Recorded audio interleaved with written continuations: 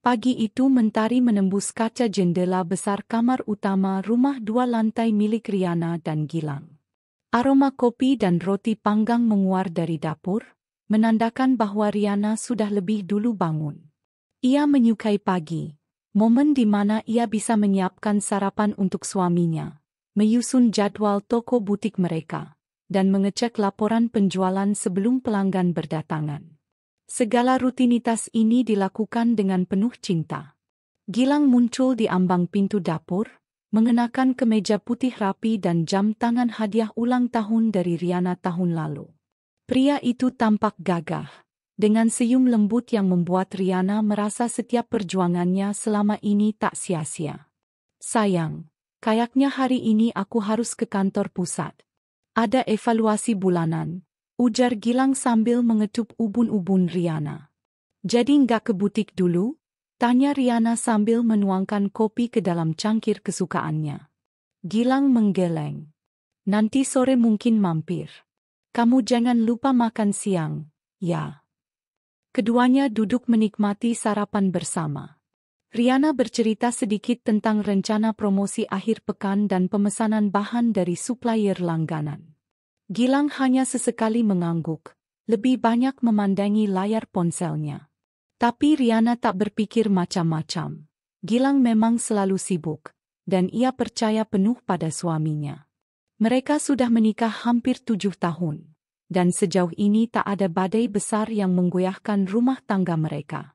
Butik milik mereka bernama Riga Butik, singkatan dari Riana dan Gilang. Terletak di jalan komersial yang ramai, butik itu berkembang pesat sejak 3 tahun terakhir. Riana bertanggung jawab atas desain dan pemasaran, sementara Gilang mengurus bagian operasional dan keuangan. Banyak yang menganggap mereka pasangan ideal, sukses, harmonis, dan saling mendukung. Bahkan beberapa pelanggan setia menyebut hubungan mereka sebagai relationship goals. Siang harinya, Riana sibuk memeriksa stok pakaian yang baru datang. Ia menyapa pelanggan dengan ramah, memberi saran fashion, dan sesekali menerima panggilan dari supplier. Di sela-sela kesibukan, ia sempat membuka galeri ponselnya. Foto-foto kebersamaannya dengan Gilang memenuhi foldernya. Saat liburan di Bali, ulang tahun pernikahan mereka yang ke-6, hingga foto candid Gilang yang diambil diam-diam saat tertidur di sofa. Ia tersenyum sendiri. Ia yakin, selama ia terus menjaga cinta ini dengan tulus, rumah tangganya akan tetap kokoh. Sore menjelang malam, Gilang belum juga mampir ke butik. Riana mencoba menghubungi, tapi tak diangkat. Hanya pesan singkat yang masuk, "Lagi meeting, nanti aku kabarinnya." Riana tak terlalu khawatir.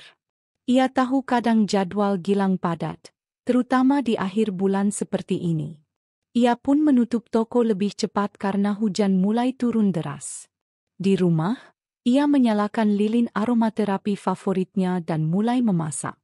Menu spesial hari ini, sup krim ayam dan lasagna, makanan kesukaan Gilang. Tapi malam semakin larut dan Gilang belum juga pulang. Riana akhirnya makan sendirian. Ia menatap kursi kosong di seberangnya sambil menggenggam ponsel yang tetap sunyi. Meski sedikit kecewa, ia tetap berusaha memahami. Ia yakin, besok pagi Gilang akan pulang dengan pelukan dan cerita panjang tentang rapat yang melelahkan. Keesokan paginya, saat membuka pintu kamar, ia mendapati Gilang sudah tertidur di sofa ruang tamu. Jasnya terlipat rapi di sandaran kursi, dan sepatu kerjanya tergeletak di lantai. Riana menatapnya sesaat, lalu tersenyum dan mendekat. "Kenapa nggak ke kamar, sayang?" bisiknya pelan sambil menyelimuti suaminya. Gilang terbangun pelan. "Maaf, aku nggak mau ganggu kamu. Tadi pulang tengah malam banget, langsung ketiduran." Riana mengangguk. Ia tak curiga sedikit pun. Tak ada aroma parfum asing atau bekas lipstik di baju Gilang. Semuanya tampak biasa. Dan pagi itu pun berlalu dengan biasa pula.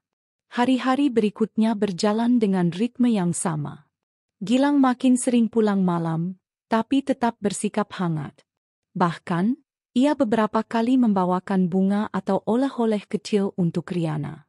Semua itu membuat Riana percaya bahwa rumah tangganya masih utuh, tanpa retak sedikit pun.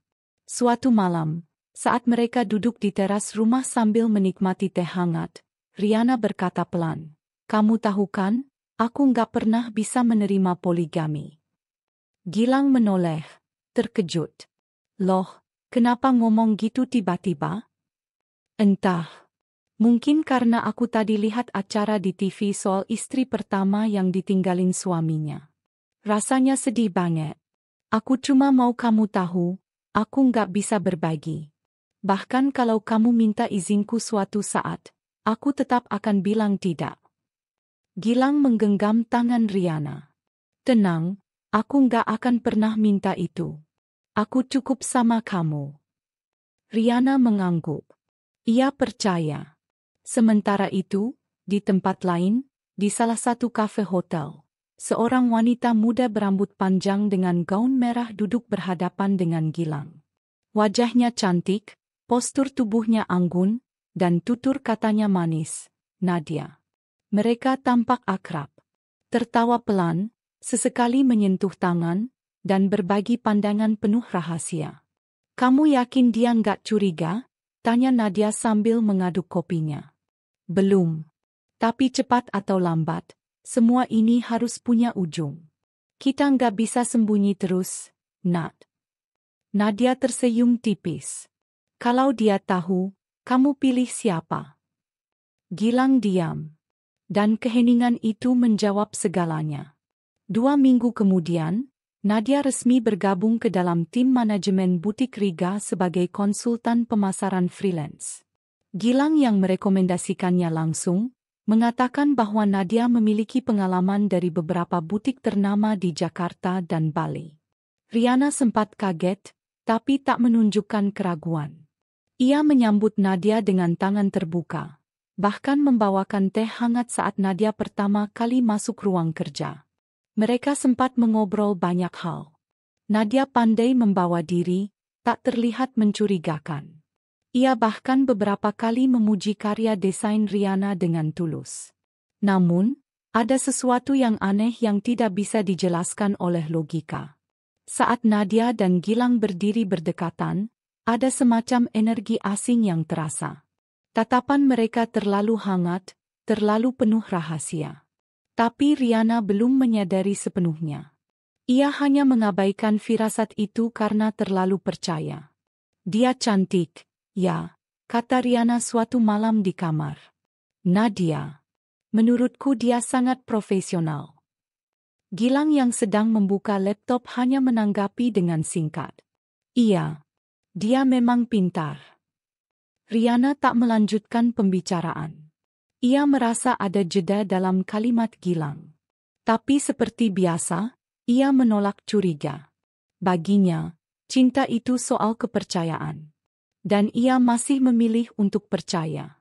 Malam itu, saat Gilang sudah tertidur, Riana duduk di meja rias dan menatap pantulan dirinya di cermin. Ia menyentuh wajahnya, menatap bekas garis halus di sudut mata. Ia tersenyum kecil. 7 tahun, masih pantaskah aku untuk dia?" bisiknya lirih. Tapi kemudian ia menepis pikiran itu. Ia bangkit, memeluk suaminya dari belakang, dan berbisik, "Aku cinta kamu." Gilang hanya menggumam setengah sadar. Tapi bagi Riana, itu cukup.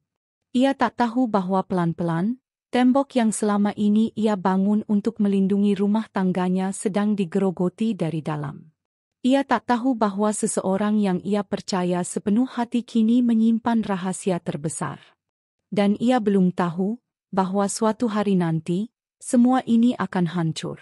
Bukan karena badai dari luar, tapi karena pengkhianatan dari seseorang yang selama ini ia percaya lebih dari dirinya sendiri. Untuk saat ini, Riana masih hidup dalam kebahagiaan yang tampak sempurna. Untuk saat ini, ia masih memeluk luka yang belum ada. Tapi waktu sedang menghitung mundur. Dan detik-detik pengkhianatan sudah mulai berjalan diam-diam di balik senyum dan pelukan hangat. Hari Senin itu tampak seperti pagi biasa. Matahari bersinar cerah, langit biru nyaris tanpa awan, dan udara terasa bersih setelah semalaman diguyur hujan deras. Riana berdiri di depan butik Riga, membuka pintu kaca besar sambil menarik napas panjang. Aroma harum dari pot-pot lavender di sisi pintu langsung menyambut hidungnya. Hari yang indah, pikirnya. Di dalam, para karyawan sudah mulai bersiap. Meja kasir dibersihkan, manekin dirapikan, dan koleksi baru mulai ditata. Riana, dengan tablet di tangan, mengecek daftar laporan keuangan yang dikirimkan semalam oleh Gilang. Semuanya tampak baik, tidak ada yang perlu dikhawatirkan. Sekitar pukul 10 pagi, Gilang datang bersama seorang wanita muda yang penampilannya langsung mencuri perhatian. Sayang, kenalin. Ini Nadia, konsultan freelance yang aku ceritain kemarin. Dia bakal bantu kita di bagian pemasaran dan branding butik. Background-nya keren banget. Pernah kerja di beberapa brand besar, ujar Gilang sambil tersenyum bangga. Riana yang saat itu tengah memeriksa stok, menoleh dan langsung tersenyum hangat. Oh, jadi ini Nadia. Selamat datang, ya. Aku Riana. Nadia tersenyum manis, wajahnya lembut dan sikapnya sopan. Ia mengulurkan tangan dengan percaya diri. Terima kasih, Mbak Riana. Aku senang bisa bergabung.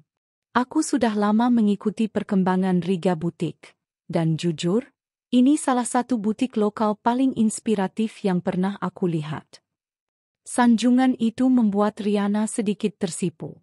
Ia tak menyangka akan mendapat pujian seperti itu dari seorang profesional muda sekelas Nadia. Ia memang tampil meyakinkan.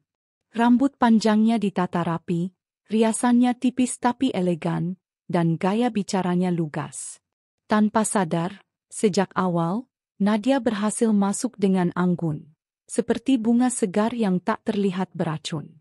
Riana merasa Nadia adalah tambahan yang sempurna untuk tim mereka. Hari itu berjalan dengan cepat. Nadia langsung aktif. Ia menganalisis data penjualan 3 bulan terakhir, memberi masukan untuk strategi promosi online, bahkan membentuk grup WhatsApp untuk tim pemasaran. Riana terpukau melihat betapa cepatnya Nadia beradaptasi. Gilang gak salah milih orang, gumamnya sambil memperhatikan dari jauh saat Nadia mempresentasikan konsep kampanye Instagram bulan depan. Saat jam makan siang, Riana mengajak Nadia duduk bersama di meja belakang. Mereka berbagi cerita ringan tentang makanan favorit, kebiasaan saat stres, hingga perjalanan karir. Nadia terlihat sangat terbuka, meski tetap menyimpan sisi misterius yang membuatnya menarik. Kamu belum menikah? Tanya Riana pelan. Nadia menggeleng sambil tersenyum. Belum, Mbak. Fokus kerja dulu. Tapi ya, sempat dekat sama seseorang. Sayangnya, ternyata dia milik orang lain. Oh, jadi kamu pelakor? Riana bergurau sambil tertawa ringan. Nadia ikut tertawa, tapi kemudian menatap Riana dengan pandangan yang sulit diterjemahkan. Aku nggak akan merebut siapapun yang nggak mau direbut. Kalau seorang pria setia, dia nggak akan bisa direbut, kan? Kalimat itu terdengar seperti lelucon biasa, tapi ada lapisan makna yang membuat jantung Riana berdetak lebih cepat untuk sesaat. Ia hanya membalas dengan senyum samar, lalu mengalihkan topik pembicaraan. Beberapa hari kemudian, kedekatan antara Gilang dan Nadia mulai terasa lebih dari sekadar kolega. Mereka sering terlihat berbicara serius di ruang kerja tertutup. Gilang sering tertawa saat bersama Nadia. Sesuatu yang belakangan ini jarang terjadi saat bersama Riana. Tapi lagi-lagi, Riana menepis semua itu. Ia tak ingin berpikir buruk. Ia lebih memilih percaya, karena itulah pondasi rumah tangganya selama ini. Namun, tanda-tanda kecil mulai muncul. Saat Nadia menyebutkan hal-hal pribadi yang hanya Riana pikir Gilang yang tahu. Seperti parfum kesukaan Riana. Makanan yang sering dimasak saat ulang tahun pernikahan. bahkan kejadian lucu yang hanya terjadi antara mereka berdua di awal pernikahan. "Dari mana kamu tahu?" tanya Riana suatu kali.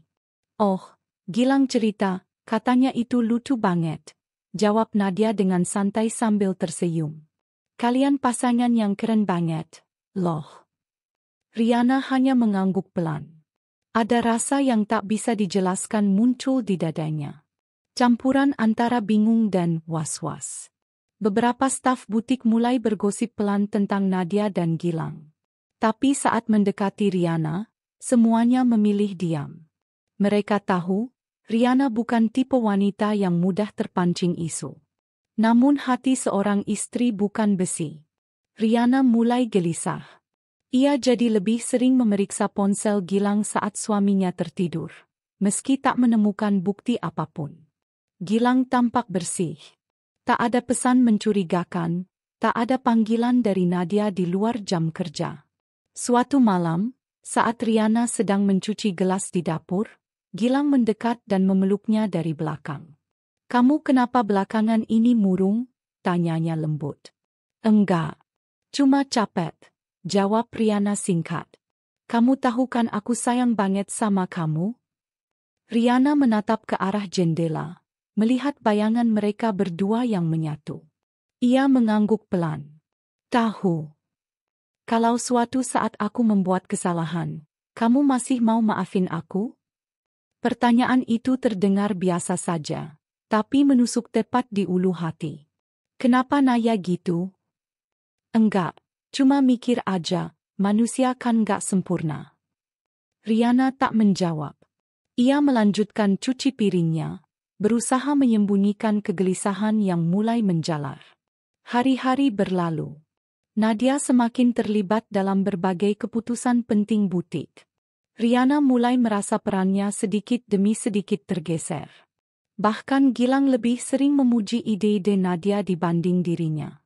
Sekali waktu, saat Riana memberikan masukan soal promosi, Gilang hanya menjawab, "Tadi Nadia juga ngomong gitu."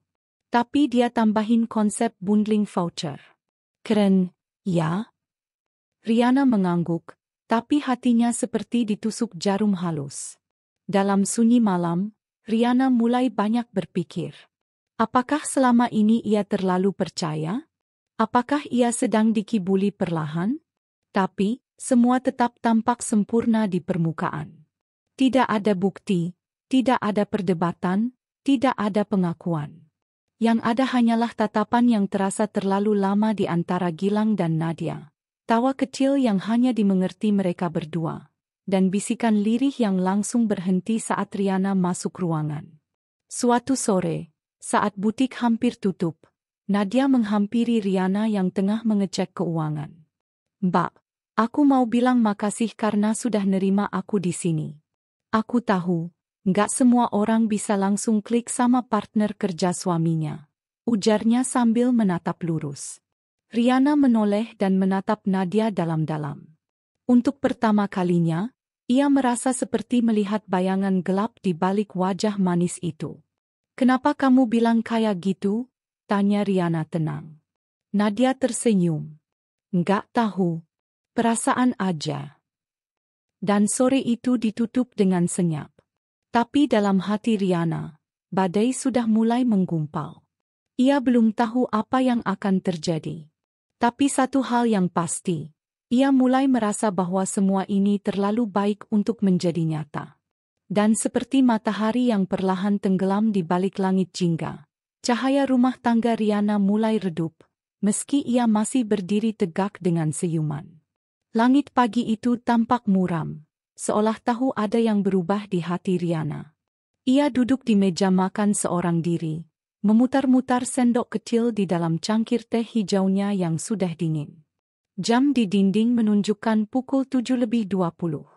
Biasanya, Gilang sudah duduk di hadapannya sambil membaca berita dari tablet dan menyeruput kopi. Tapi pagi ini, meja itu hanya dihuni oleh sepi. Riana mencoba menghubungi ponsel suaminya. Tak aktif. Ia mendesah pelan, lalu melirik layar CCTV rumah lewat aplikasi. Mobil Gilang tidak ada di garasi. Ini bukan pertama kalinya. Sudah 3 kali dalam seminggu Gilang tak pulang tanpa kabar yang jelas. Alasannya selalu lembur atau tidur di kantor karena meeting pagi. Dan yang membuat Riana makin tidak tenang, Nadia selalu ikut dalam jadwal kerja Gilang yang paling larut. Hari itu di butik, suasananya juga berbeda. Nadia tampak lebih percaya diri, bahkan mulai memberi instruksi pada staf tanpa konfirmasi terlebih dahulu kepada Riana. Ia bicara soal konsep rebranding, perubahan layout toko, hingga penambahan budget promosi online. Semua terdengar logis, tapi tetap saja Riana merasa mulai kehilangan pijakan di tempat yang ia bangun sejak awal.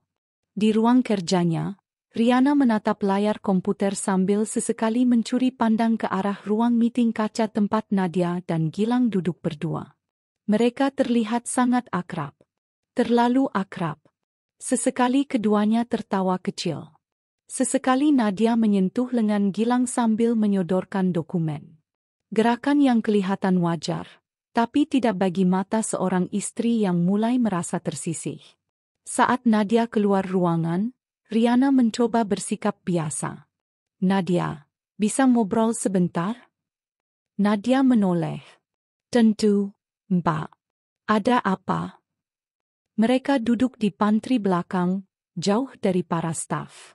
"Aku cuma mau minta satu hal," ujar Riana dengan tenang. "Kalau ada perubahan besar soal strategi atau keputusan promosi, sebaiknya kita diskusikan bertiga. Jangan langsung kamu sama Gilang saja." Nadia tampak terkejut, lalu tersenyum sopan. "Oh, maaf banget Mbak. Aku kira semua udah atas persetujuan kalian." Gilang selalu bilang dia dan Mbak satu suara. Riana menatap mata Nadia, mencoba mencari kebohongan di balik kata-katanya. Tapi Nadia terlalu pandai. Ia tetap tersenyum, tetap tenang. Hari-hari berikutnya terasa seperti badai tanpa petir. Diam, tapi menghantam hati Riana dari dalam. Gilang makin sulit dihubungi. Bahkan akhir pekan yang biasanya mereka habiskan berdua, kini terisi dengan undangan bisnis, klien baru, dan strategi partnership dengan vendor luar kota. Riana mulai resah. Ia tak bisa lagi tidur nyenyak. Ia mencium aroma asing di baju Gilang. Aroma parfum wanita yang tidak pernah ia pakai. Ia mulai mengamati lebih dalam.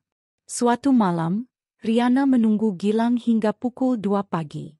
Ia duduk di ruang tamu dengan selimut di pangkuannya, menatap kosong ke layar TV yang menyala tanpa suara. Ketika akhirnya suara mesin mobil terdengar di luar, hatinya berdebar tak karuan. Gilang masuk pelan, seolah tak ingin membangunkan siapapun. Ia terkejut melihat Riana masih duduk. "Kenapa belum tidur?" tanyanya. "Aku nunggu kamu." Gilang mengangguk pelan, lalu melepas sepatunya. "Maaf, meetingnya molor. Habisnya klien itu susah banget ditemui." "Sendirian?"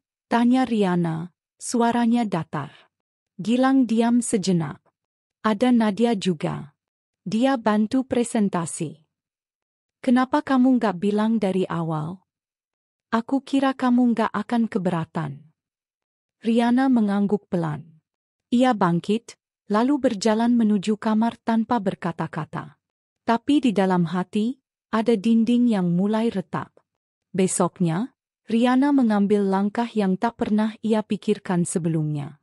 Ia meminta asistennya, Mita, untuk diam-diam mengecek jadwal harian Gilang.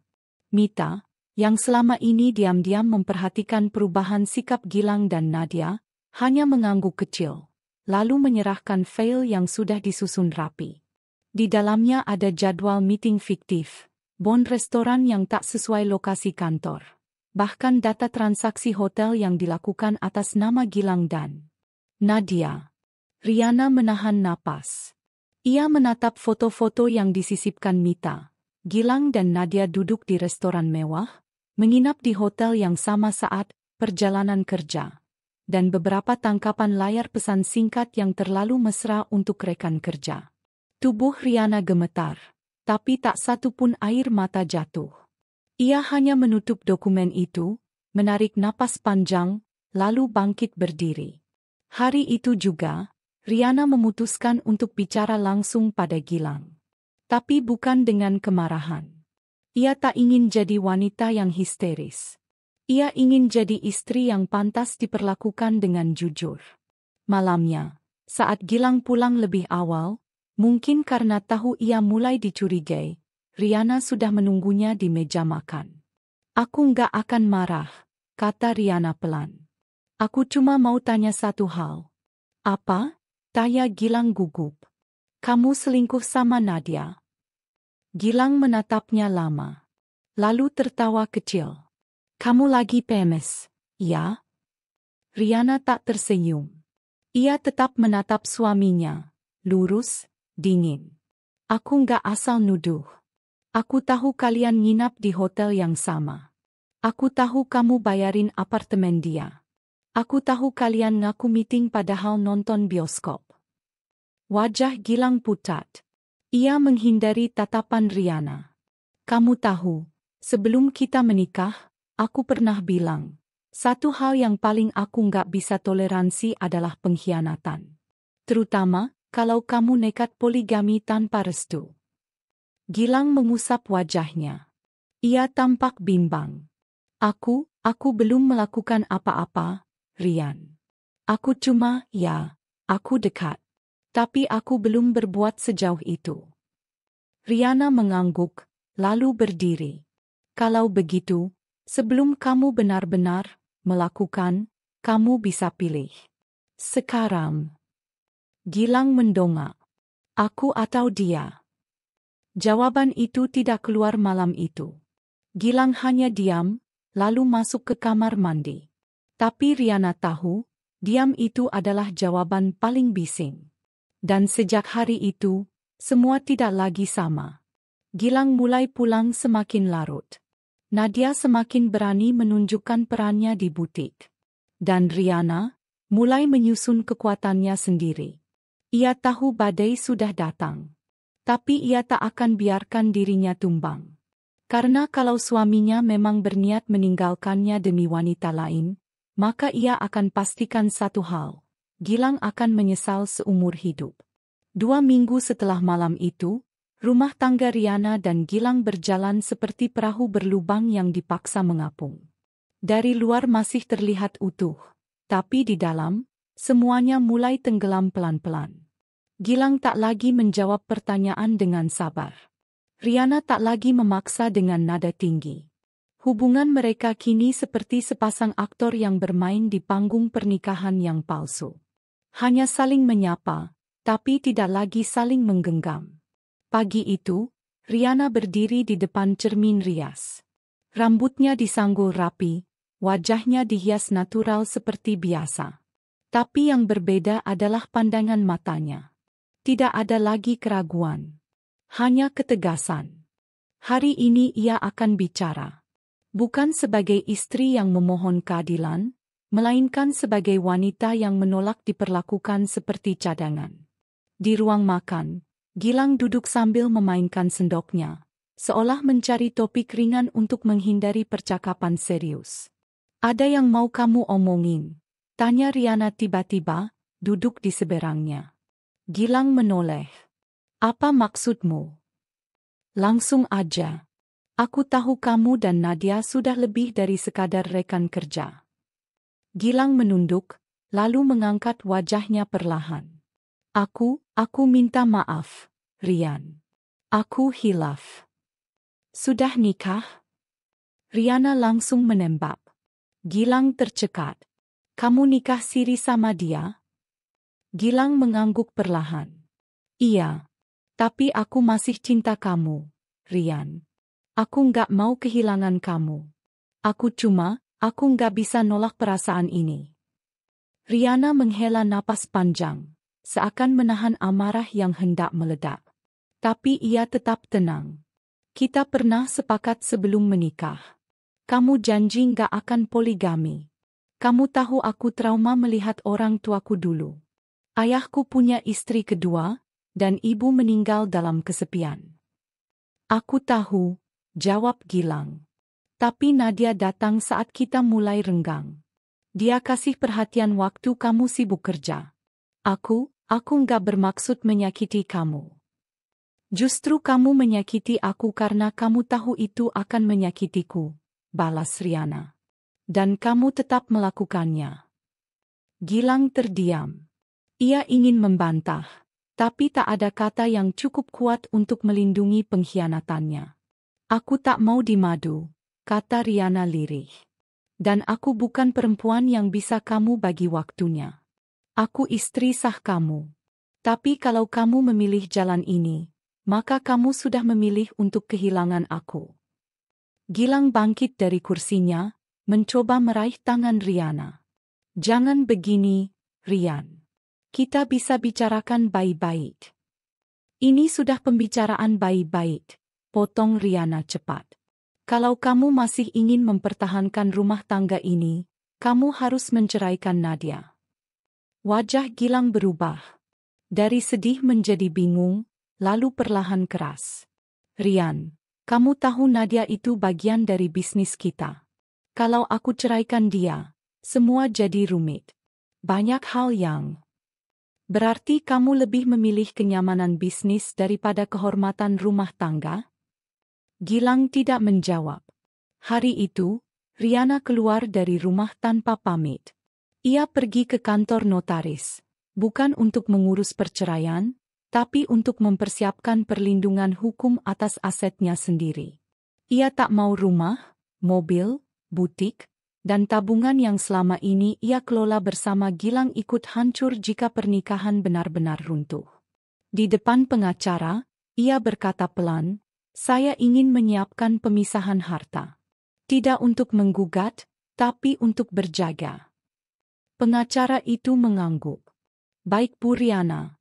Ini langkah bijak." Di malam harinya, Riana masuk ke kamar dengan wajah datar. Gilang sedang duduk membaca dokumen. Tapi saat melihat Riana membuka lemari dan mulai memisahkan pakaian, ia langsung berdiri. "Kamu mau kemana?" "Ke rumah Mama. Aku butuh ruang untuk berpikir. Dan kamu juga." "Rian, tolong jangan gini. Kita bisa jalanin semua bareng. Aku bisa adil, aku bisa bagi waktu." "Adil?" Riana menoleh cepat. "Bahkan Tuhan bilang manusia takkan mampu berlaku adil dalam poligami, Gilang. Kamu siapa?" Gilang terdiam. Untuk pertama kalinya, ia benar-benar kehilangan kata-kata. Di rumah ibunya, Riana kembali menjadi anak perempuan yang lelah. Bu Retno, ibunya, menyambut dengan pelukan hangat. "Kamu boleh tinggal di sini selama kamu mau. Mama tahu kamu kuat, tapi kamu juga berhak istirahat." Riana menumpahkan tangisnya malam itu. Bukan karena Gilang, tapi karena luka kepercayaan yang dibalas pengkhianatan. Ia tak menyesal menikahi Gilang. Tapi ia menyesal memberikan hatinya sepenuh itu. Seminggu berlalu, Gilang terus mengirim pesan. Ia minta Riana pulang. Ia minta waktu untuk menjelaskan. Ia bahkan datang ke rumah Bu Retno, tapi tidak diizinkan masuk. Nadia justru makin aktif memamerkan kedekatannya dengan Gilang di media sosial. Mereka menghadiri pameran bersama, menghadiri undangan gala malam bisnis. Bahkan foto-foto mereka beredar di media lokal sebagai pasangan pebisnis muda yang harmonis dan progresif. Riana tak tinggal diam. Ia menghubungi Mita, asistennya, dan menyerahkan manajemen butik cabang utama kepada tangan kanannya yang paling ia percaya. Lalu, diam-diam, Riana membuka lini bisnis baru dengan branding personal miliknya sendiri. Bukan sekadar butik, katanya pada tim barunya, tapi tempat perempuan bisa berkarya dan membangun kepercayaan diri. Nama brandnya, Riana. Tanpa embel-embel nama Gilang. Tanpa ada Nadia di struktur organisasi. Ini miliknya. Sepenuhnya. Ia tahu ini langkah besar. Tapi di saat yang sama, ini adalah bentuk ketegasan. Jika Gilang bisa membuat keputusan sepihak, maka ia juga bisa berdiri sendiri. Suatu siang, Gilang mengirim pesan panjang. Aku masih cinta kamu. Tapi aku juga sudah menikahi Nadia. Aku ingin kamu terima keadaan ini. Aku akan tetap adil. Kita bisa hidup bersama. Aku tak ingin cerai. Riana hanya membalas dengan satu kalimat. Aku tak ingin dimadu. Titik. Tak lama setelah itu, ia mengirim surat melalui pengacaranya.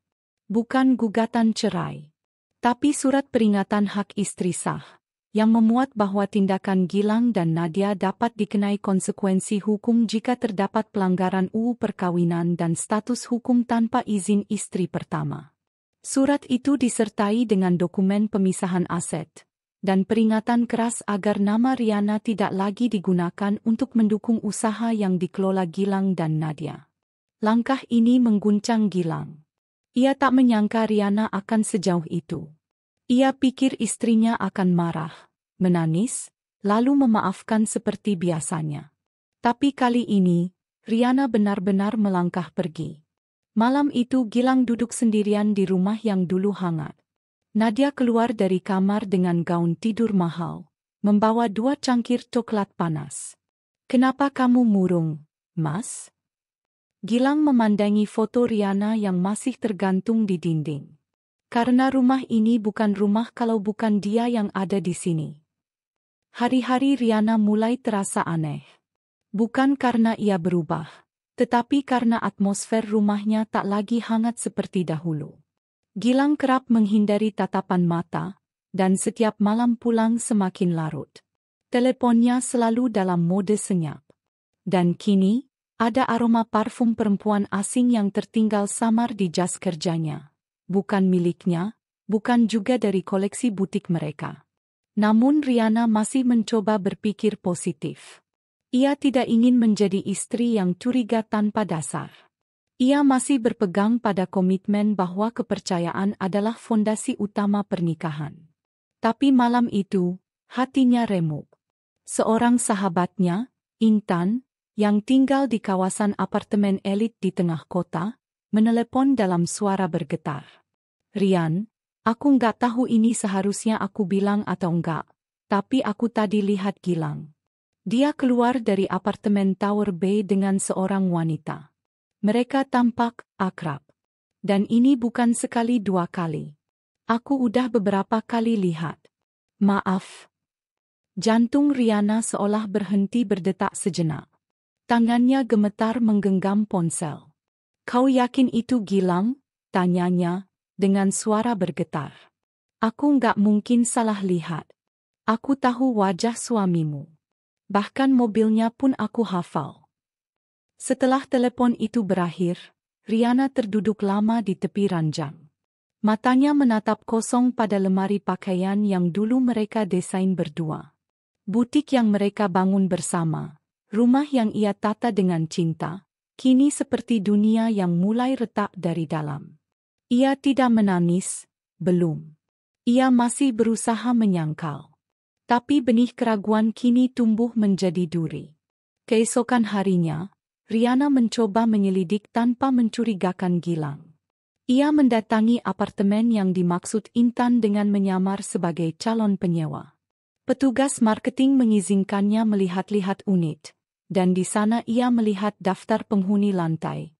Unit 15B atas nama Gilang Pratama. Ini, suami saya. Lirih Riana dalam hati. Ia memaksa tersenyum di hadapan petugas lalu pamit dengan sopan. Tapi langkah kakinya terasa berat. Ia keluar dari gedung dengan dada sesak. Hari itu, Riana tidak langsung pulang. Ia duduk di mobil cukup lama, membiarkan air mata mengalir perlahan.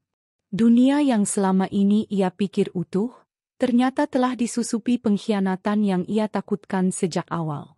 Beberapa hari berikutnya, Riana diam-diam menghubungi seseorang yang bisa ia percaya. Mantan detektif swasta yang pernah menangani kasus sahabatnya. Ia tak mau gegabah. Ia tak ingin berteriak atau meledak hanya karena asumsi.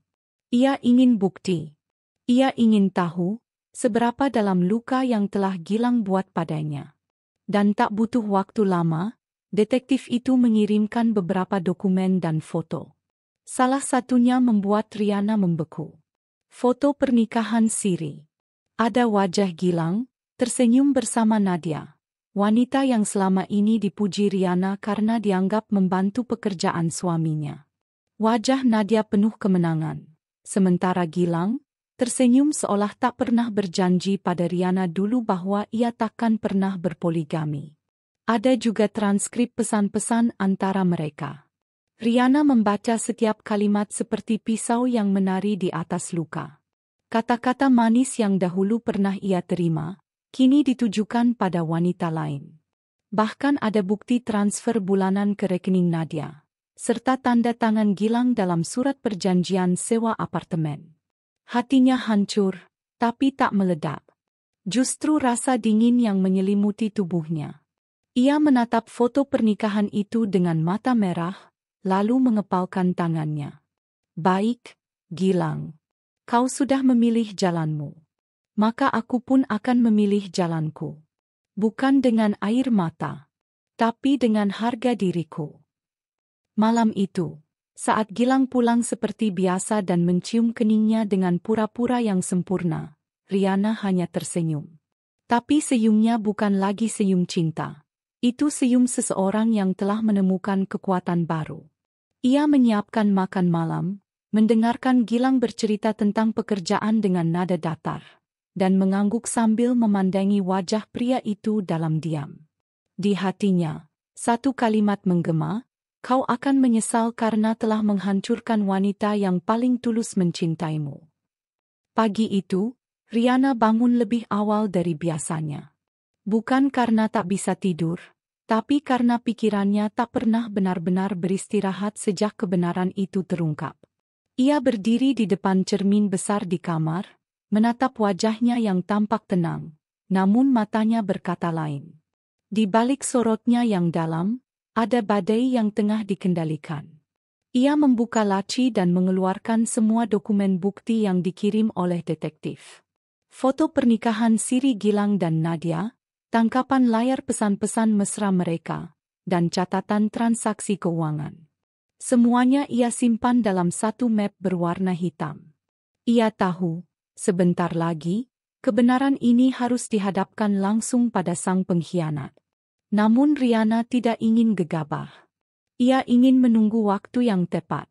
Dan waktu itu datang lebih cepat dari yang ia duga. Sore itu, saat Gilang tengah mandi setelah pulang kerja, sebuah notifikasi WhatsApp muncul di layar ponselnya yang tergeletak di meja makan. Riana tak pernah punya kebiasaan membuka ponsel suaminya.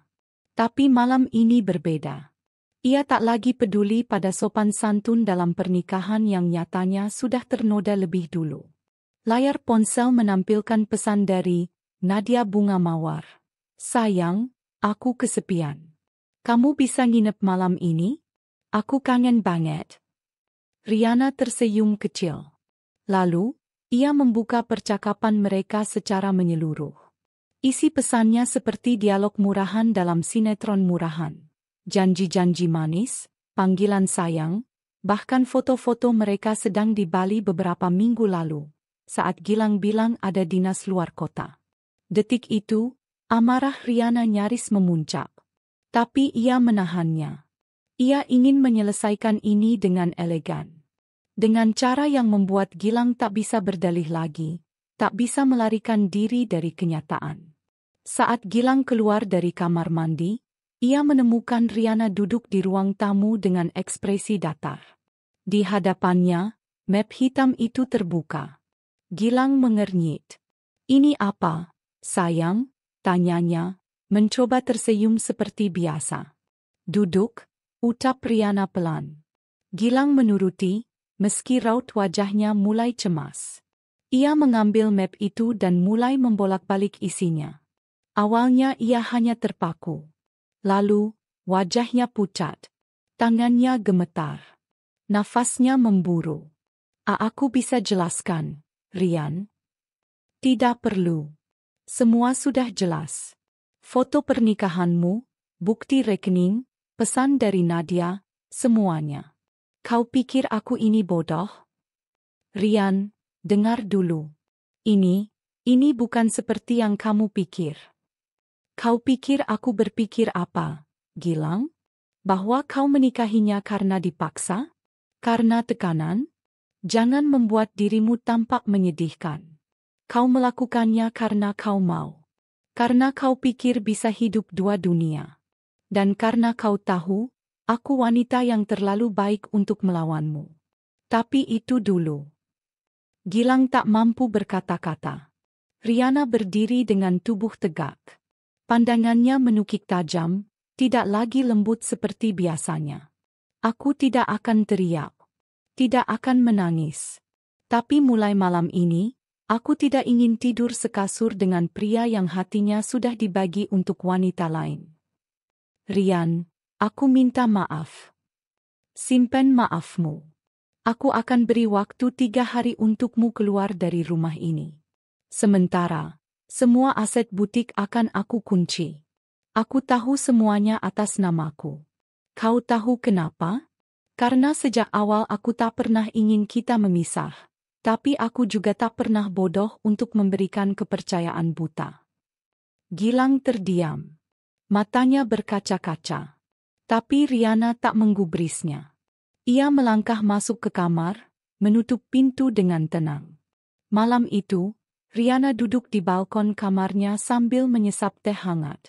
Tangannya masih gemetar, tapi jiwanya terasa lebih ringan. Ia tahu, badai besar baru saja dimulai. Tapi ia juga tahu, badai itu akan membawanya menuju kebebasan yang selama ini tertahan oleh janji palsu. Di bawah sana, Gilang berdiri di ruang tamu dengan wajah kosong. Ia mencoba menelepon Nadia, tapi tak diangkat. Ia ingin melarikan diri ke pelukan selingkuhannya, tapi justru kini ia merasa hampa. Ia sadar bahwa rumah yang ia huni selama ini bukan hanya bangunan, tapi tempat di mana ia paling dihargai sebagai manusia. Dan kini, ia kehilangan itu semua karena nafsunya sendiri.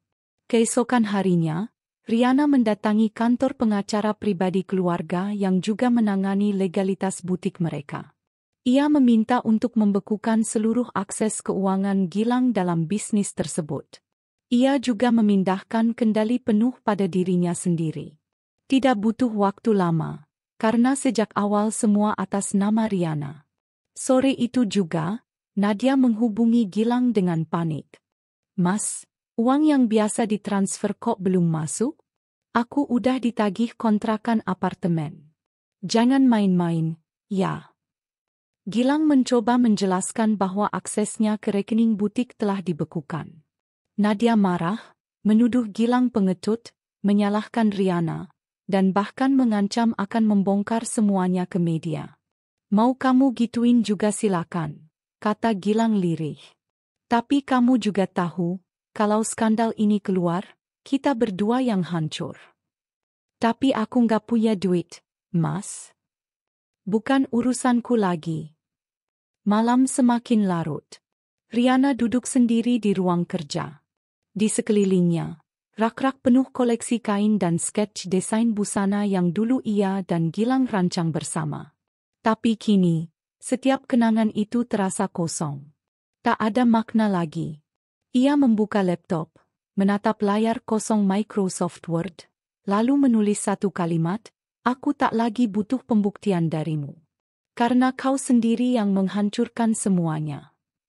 Tak lama, ponselnya bergetar. Sebuah pesan masuk dari nomor tak dikenal.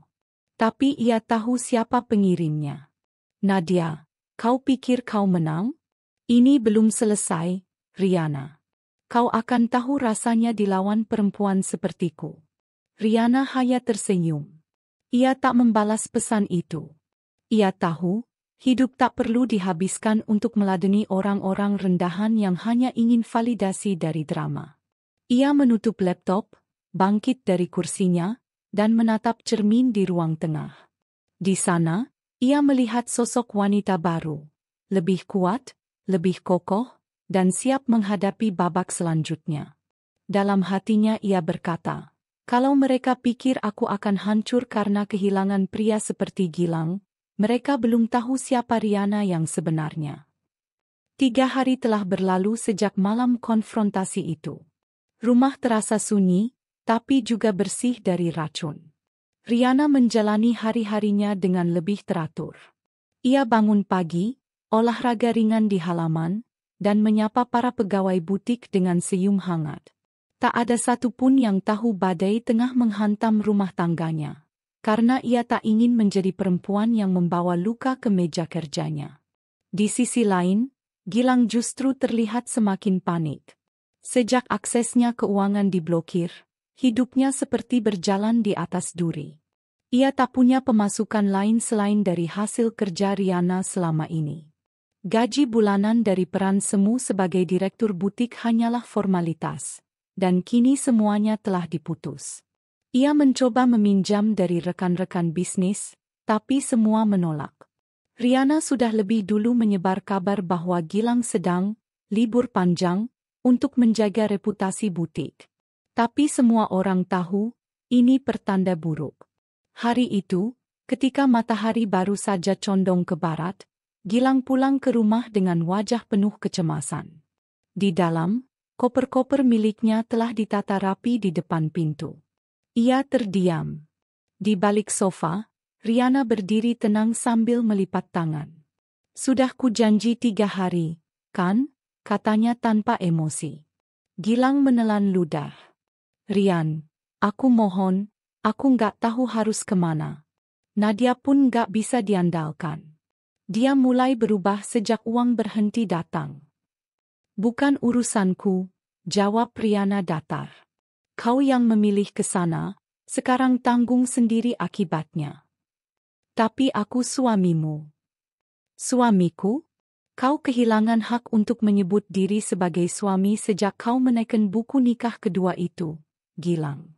Jangan berpura-pura lupa." Gilang berjalan mendekat, mencoba meraih tangan Riana. Tapi wanita itu mundur selangkah. "Aku masih mencintaimu, Rian. Aku hanya hilaf. Nadia bukan siapa-siapa. Kau rumahku, aku sadar sekarang. Sayangnya, aku sudah tak mau jadi rumah bagi lelaki pengkhianat," jawab Riana pelan namun tajam. Gilang jatuh terduduk di sofa. Ia memegangi kepalanya, gemetar. "Aku akan tidur di sofa malam ini, cuma malam ini saja, tolong." "Tidak. Kau keluar hari ini. Sekarang." Sebelum rasa iba yang tersisa berubah menjadi jijik. Riana membuka pintu. Udara malam masuk membawa dingin, namun hatinya tetap hangat oleh keberanian. Dengan berat hati, Gilang menyeret kopernya keluar rumah. Saat roda koper melewati ambang pintu, rasanya seperti hidup yang ia bangun selama ini runtuh dengan suara pelan namun pasti. Riana tak menutup pintu dengan keras. Ia menutupnya perlahan, tapi untuk Gilang, suara itu terdengar seperti akhir dari segalanya. Beberapa hari kemudian, berita mulai beredar di antara kalangan sosialita. Gilang telah keluar dari rumah, dan Riana kini menjalankan butik seorang diri. Riana tak pernah memberi pernyataan, tapi caranya berpakaian kini berubah. Lebih anggun, lebih elegan. Ia menampilkan diri sebagai wanita kuat, bukan sebagai istri korban. Di dunia lain, Gilang mulai hidup bersama Nadia. Tapi yang dulu terasa manis, kini terasa pahit. Nadia tidak seperti Riana yang sabar dan penuh pengertian. Ia penuh tuntutan, penuh keluhan, dan sama sekali tidak mau berbagi beban. Gilang mulai merasa terkekang. "Mas, ini listrik nunggak lagi. Kamu sih janji manis doang. Rumahku nggak kayak rumah istrimu tuh yang selalu adem dan lengkap." Gilang hanya diam, tak sanggup menjawab. Ia bahkan mulai menjual beberapa barang pribadi untuk bertahan hidup. Di waktu yang sama, Riana memulai kampanye besar butik terbarunya, Mandiri Bukan Dosa. Sebuah koleksi busana wanita yang terinspirasi dari kekuatan perempuan yang terluka, bangkit, dan kembali bersinar. Respons pasar luar biasa. Banyak wanita datang untuk mendukungnya, membeli produknya, bahkan menceritakan kisah mereka sendiri. Salah satu klien datang secara khusus ke butik dan berkata, "Bu Riana, saya tahu kisah ibu. Saya juga pernah dikhianati. Tapi melihat ibu seperti ini, saya jadi semangat lagi untuk membuktikan saya juga bisa berdiri sendiri." Riana tersenyum. "Terima kasih. Kita semua bisa. Tak ada yang salah dengan jatuh. Yang penting adalah bagaimana kita bangkit." 1 bulan setelah pengusiran Gilang, Riana menerima sebuah undangan gala fashion di Jakarta. Ia menjadi pembicara khusus malam itu. Judul sesinya adalah "Kebebasan Setelah Luka". Di tengah ruangan mewah itu, Riana berdiri di podium, anggun dengan gaun putih sederhana. Ada saatnya kita berpikir bahwa kita tak bisa hidup tanpa seseorang. Tapi sesungguhnya, kita hanya takut menghadapi dunia sendirian. Padahal, kekuatan sejati justru datang saat kita berani melepaskan sesuatu yang salah, demi menemukan diri kita yang sebenarnya. Tepuk tangan bergemuruh. Banyak mata berkaca-kaca. Riana turun dari podium dengan perasaan puas. Bukan karena pengakuan, tapi karena ia tahu, hari ini, dirinya benar-benar bebas. Malam itu, saat pulang ke rumah, ia membuka laptop dan melihat email masuk dari pengacara. Proses pembatalan perwalian bisnis Gilang telah selesai. Kini, Riana memegang kendali mutlak. Di sisi lain kota, Gilang terduduk di sebuah warung kopi kecil. Ponselnya tak berhenti menampilkan tagihan. Nadia baru saja menghilang, membawa sisa uang yang ia simpan. Ia tertawa kecil, pahit. Dulu, ia punya segalanya. Rumah hangat, istri cerdas, bisnis stabil, dan reputasi baik. Kini, semuanya hilang hanya karena nafsu sesaat. Ia mencoba menghubungi Riana malam itu. Tapi nomor ponselnya sudah diblokir. Ia mengetik pesan lewat email, satu-satunya jalur komunikasi yang tersisa. Subjek, "Maaf. Riana, aku tahu aku tak pantas bicara padamu. Tapi aku ingin kau tahu, aku menyesal. Aku ingin memperbaiki semuanya, meski aku tahu mungkin itu takkan terjadi. Aku hanya ingin kau tahu, aku akhirnya melihat siapa dirimu yang sebenarnya. Wanita paling kuat yang pernah aku kenal." Riana membaca pesan itu keesokan harinya. Ia tak membalas. Ia hanya menutup laptop, menghela napas panjang, dan melanjutkan hari dengan langkah ringan. Karena pada akhirnya, kemenangan bukan tentang membuat pria itu kembali, tapi membuat diri sendiri kembali utuh, dan bahkan lebih kuat dari sebelumnya. Hari-hari setelah pengusiran itu menjadi titik balik dalam hidup Gilang dan Nadia. Mereka pikir, setelah keluar dari rumah Riana, segalanya akan berjalan sesuai rencana. Dengan keyakinan tinggi, Gilang mengajak Nadia membuka butik baru di kawasan strategis. Mereka mengandalkan sisa tabungan pribadi Gilang dan sedikit pinjaman dari kenalan. Nadia, dengan penuh percaya diri, mulai mengunggah teaser butik mereka di media sosial. Seolah-olah hidupnya kini lebih mewah dan bebas. Tapi yang mereka abaikan adalah satu hal penting. Semua klien, koneksi, dan nama besar butik yang dulu mereka andalkan, ada di bawah bayang Riana. Investor pertama yang mereka dekati langsung menolak dengan sopan. Salah satu bahkan berkata, "Kalau kalian tidak bersama Bu Riana lagi, kami tidak tertarik. Reputasi kalian terlalu riskan." Kalimat itu menyentak Gilang. Ia mencoba menyangkal kenyataan bahwa ia selama ini hanyalah penumpang kesuksesan Riana. Hari demi hari, semakin banyak penolakan datang. Proposal bisnis mereka dikembalikan, pesan-pesan yang dikirim tidak dibalas, dan beberapa kenalan bisnis bahkan mulai menjauh. Di dunia bisnis, nama buruk menyebar lebih cepat dari cahaya. Riana tidak pernah bicara satu kata pun tentang Gilang di depan publik. Tapi diamnya justru menimbulkan rasa ingin tahu, yang akhirnya berujung pada penyelidikan diam-diam dari banyak pihak. Dan semua orang tahu, Gilang meninggalkan istrinya demi pelakor.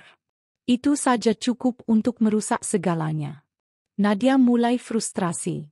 Ia tak lagi bisa menikmati hidup glamor seperti saat masih dibayari dari rekening Riana. Ia mulai menyalahkan Gilang. Katanya kamu bisa urus semua. Katanya kamu bisa mandiri. Ini malah makin parah, teriaknya suatu malam di apartemen sewaan yang kini makin sepi perabot. Gilang hanya bisa diam, wajahnya kusut, pikirannya kacau. Ia tahu, semua yang dikatakan Nadia ada benarnya. Tapi ia tak bisa kembali, harga dirinya tak mengizinkan. Butik yang mereka bangun hanya bertahan 2 bulan. Sepi pembeli, stok menumpuk, pegawai tak digaji. Sampai akhirnya mereka harus menutup gerai itu secara diam-diam pada malam hari, menghindari tatapan mata tetangga dan para pemasok yang masih menunggu pembayaran. Nadia mulai berubah. Ia tak lagi manja dan lengket seperti dulu. Ia mulai sering keluar sendiri, pulang larut, bahkan sesekali menginap di tempat yang tak diketahui Gilang. Kecurigaan mulai muncul, tapi Gilang terlalu lemah untuk memprotes. Ia hanya duduk di sofa, menatap dinding kosong, mencoba memahami di mana letak kesalahannya. Tapi sejujurnya, ia sudah tahu. Kesalahan terbesarnya adalah mengkhianati perempuan yang paling tulus mencintainya. Sementara itu, di sisi lain kota, Riana tampak semakin bersinar. Butiknya yang lama kini semakin ramai karena dukungan moral dari para pelanggan loyal.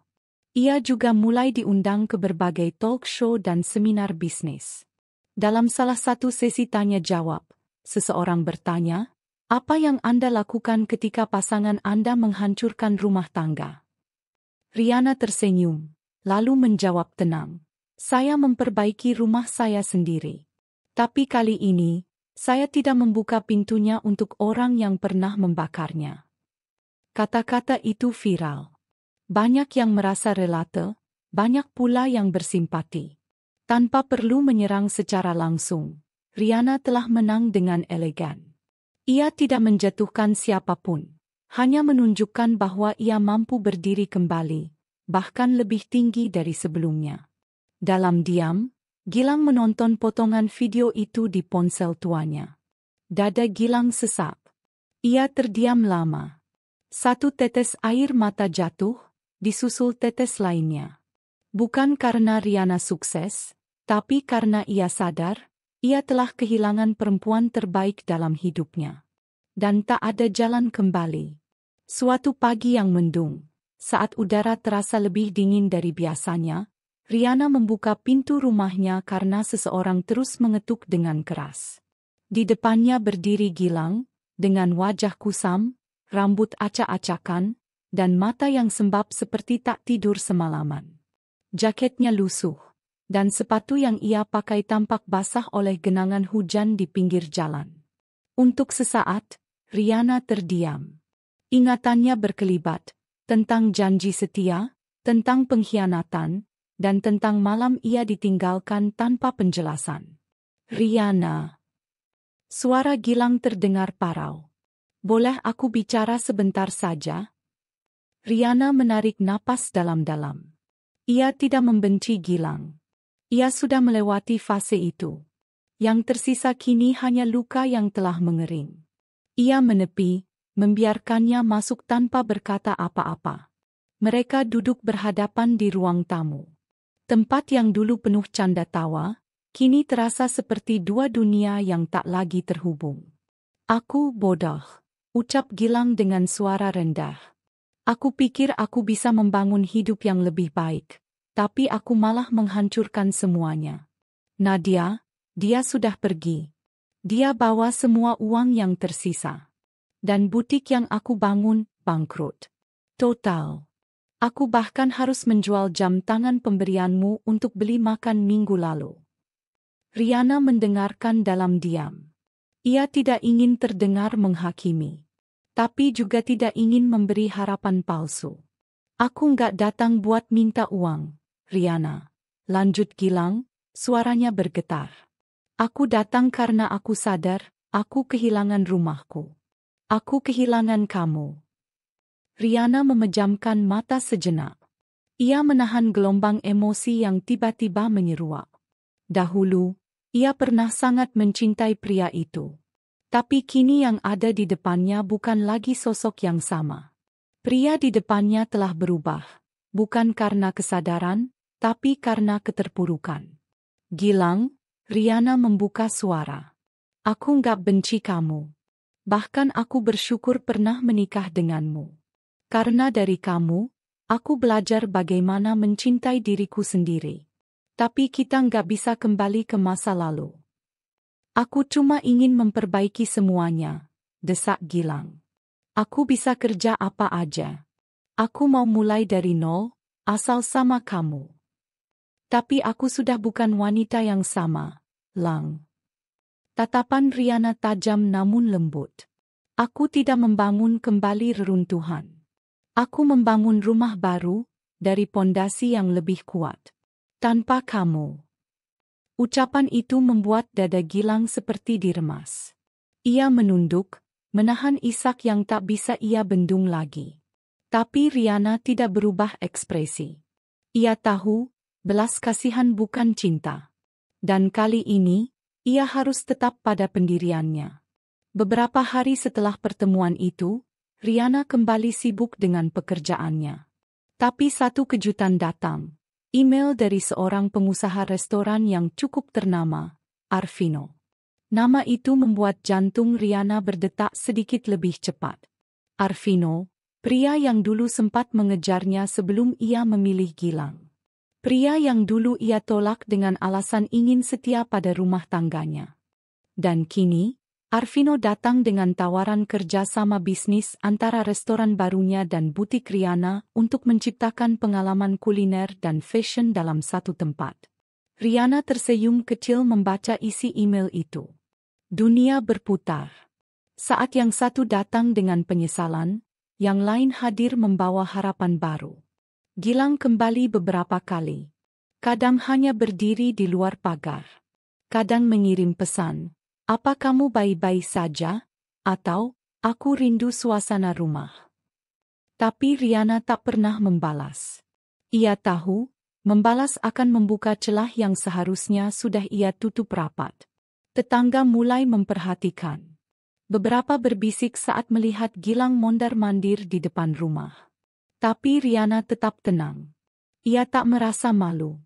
Justru kini, ia berdiri dengan kepala tegak. Karena untuk pertama kalinya, ia mencintai dirinya sendiri lebih dari siapapun. Suatu malam, saat ia menutup laptopnya dan bersiap tidur, Riana menatap cermin besar di kamarnya. Ia melihat sosok wanita yang sama, namun dengan jiwa yang berbeda. Ia bukan lagi istri yang terluka. Ia adalah wanita yang bertumbuh, yang bangkit dari pengkhianatan dan menolak untuk jatuh di lubang yang sama 2 kali. Sementara itu, Gilang mulai menjalani hari-hari barunya dengan lebih berat. Ia tinggal di kamar kos kecil yang sempit. Beberapa kali mencoba melamar pekerjaan, tapi ditolak karena reputasi buruk yang beredar di kalangan pengusaha lokal. Dunia kecil yang dulu ia anggap miliknya, kini menolaknya mentah-mentah. Ia menatap ponselnya setiap malam, berharap ada balasan dari Riana. Tapi tak pernah ada.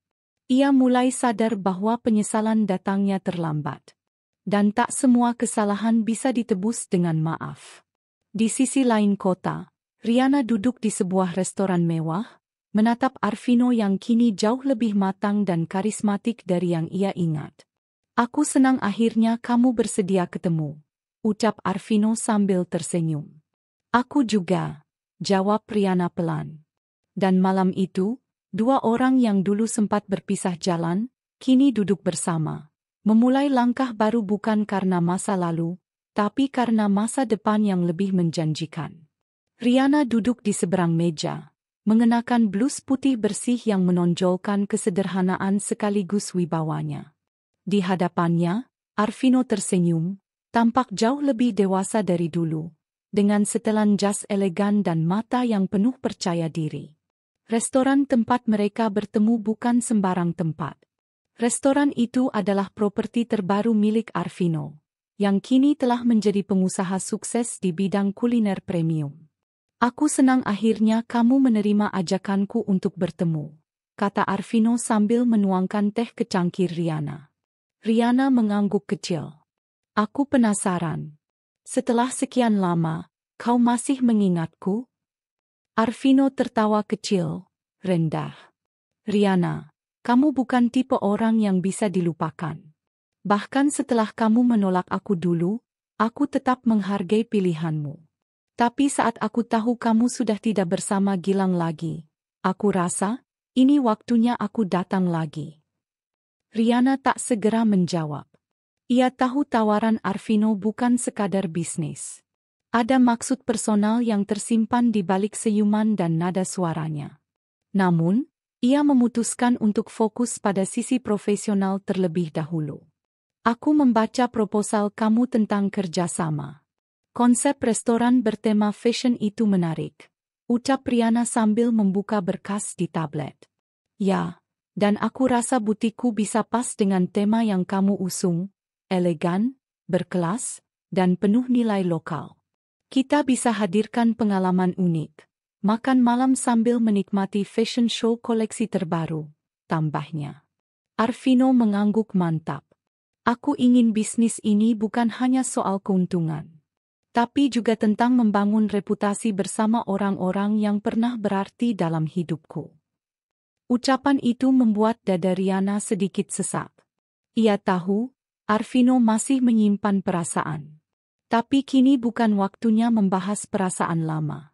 Ia masih terlalu hati-hati, terlalu lelah mempercayai cinta yang pernah mengecewakannya.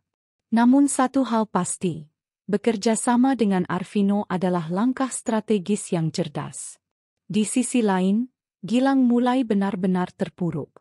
Ia mencoba membangun usaha kecil bersama Nadia, tapi modal dari penjualan asetnya tak cukup besar.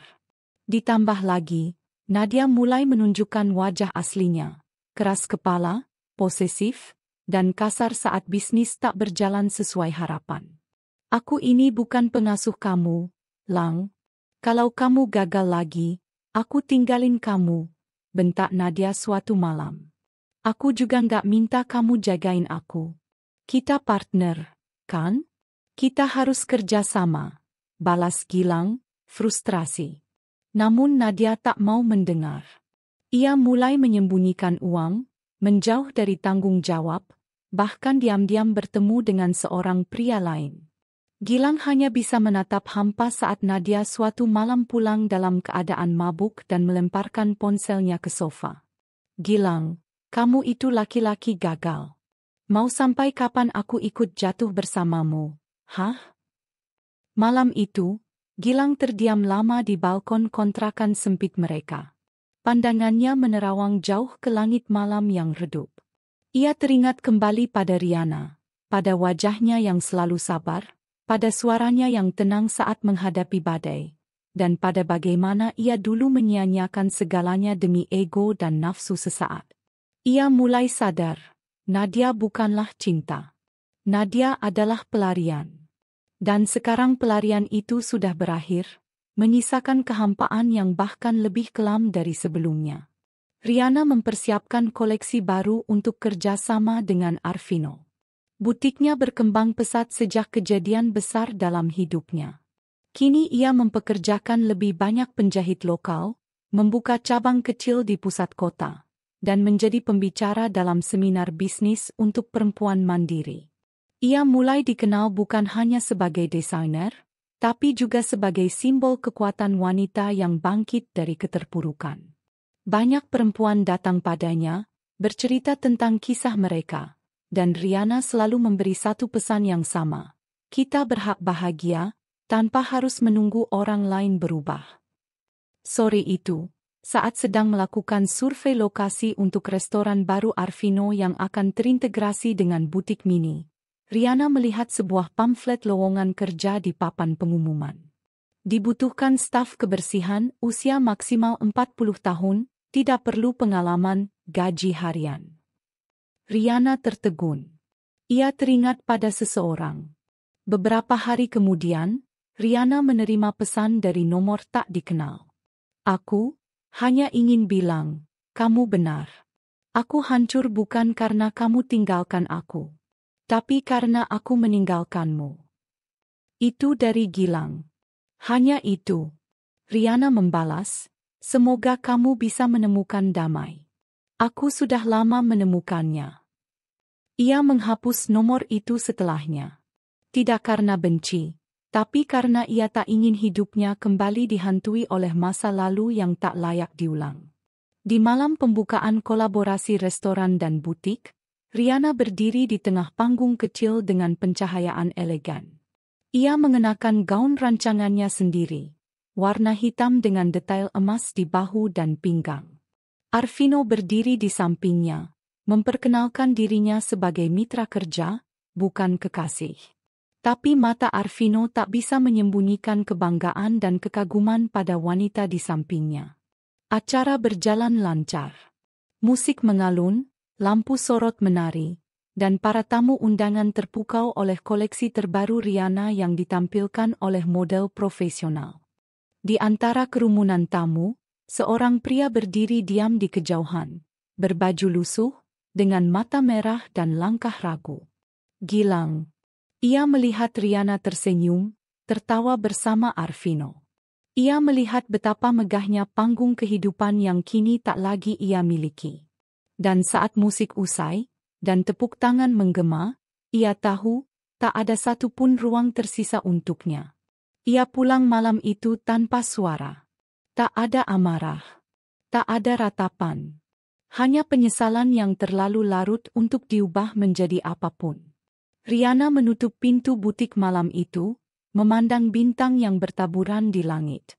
Ia menghela napas panjang. Luka memang tidak bisa hilang begitu saja. Tapi ia kini tahu, luka bukan untuk disembunyikan, melainkan untuk dijadikan pondasi saat bangkit. Dan saat teleponnya berdering, menunjukkan nama, Arvino. Ia menjawab dengan suara hangat. Halo, Vin. Kamu luar biasa malam ini, Riana. Riana tersenyum. Terima kasih. Aku merasa, akhirnya aku pulang. Nadia berdiri di depan cermin dengan wajah kusut dan rambut acak-acakan. Ia baru saja menerima panggilan telepon dari salah satu investor yang dulu sempat tertarik menanamkan modal ke usaha mereka. Namun sekarang, nada bicara investor itu dingin dan tegas. Maaf, Bu Nadia. Kami tidak bisa melanjutkan rencana kerjasama. Nama Anda dan Pak Gilang sudah tercantum dalam laporan hitam di beberapa forum bisnis. Ponsel itu Nadia lempar ke tempat tidur. Ia menjerit kesal. Matanya menatap Gilang yang tengah duduk termenung di sofa kecil kontrakan mereka yang makin suram. Ini semua salah kamu, Lang. Kamu terlalu bodoh untuk mempertahankan kepercayaan mereka, bentaknya. Gilang tak menjawab. Ia hanya diam, memandangi kuku-kukunya yang sudah mulai kusam. Dulu, ia terbiasa duduk di kursi kerja kulit di ruangan ber-AC, memegang rapat proposal dan kontrak. Sekarang, ia bahkan tak yakin besok bisa makan dengan tenang. Kalau kamu terus diam aja kayak orang tolol, aku bakal bener-bener ninggalin kamu, ancam Nadia, semakin menjadi-jadi. Namun kali ini Gilang mendongak. Wajahnya kosong, namun sorot matanya jelas menunjukkan kelelahan dan kejenuhan. Kalau memang itu yang kamu mau, silakan pergi. Aku capek dengar ancaman kamu setiap hari. Nadia terdiam sesaat, terkejut dengan respon itu. Biasanya Gilang akan berusaha merayunya, menenangkannya.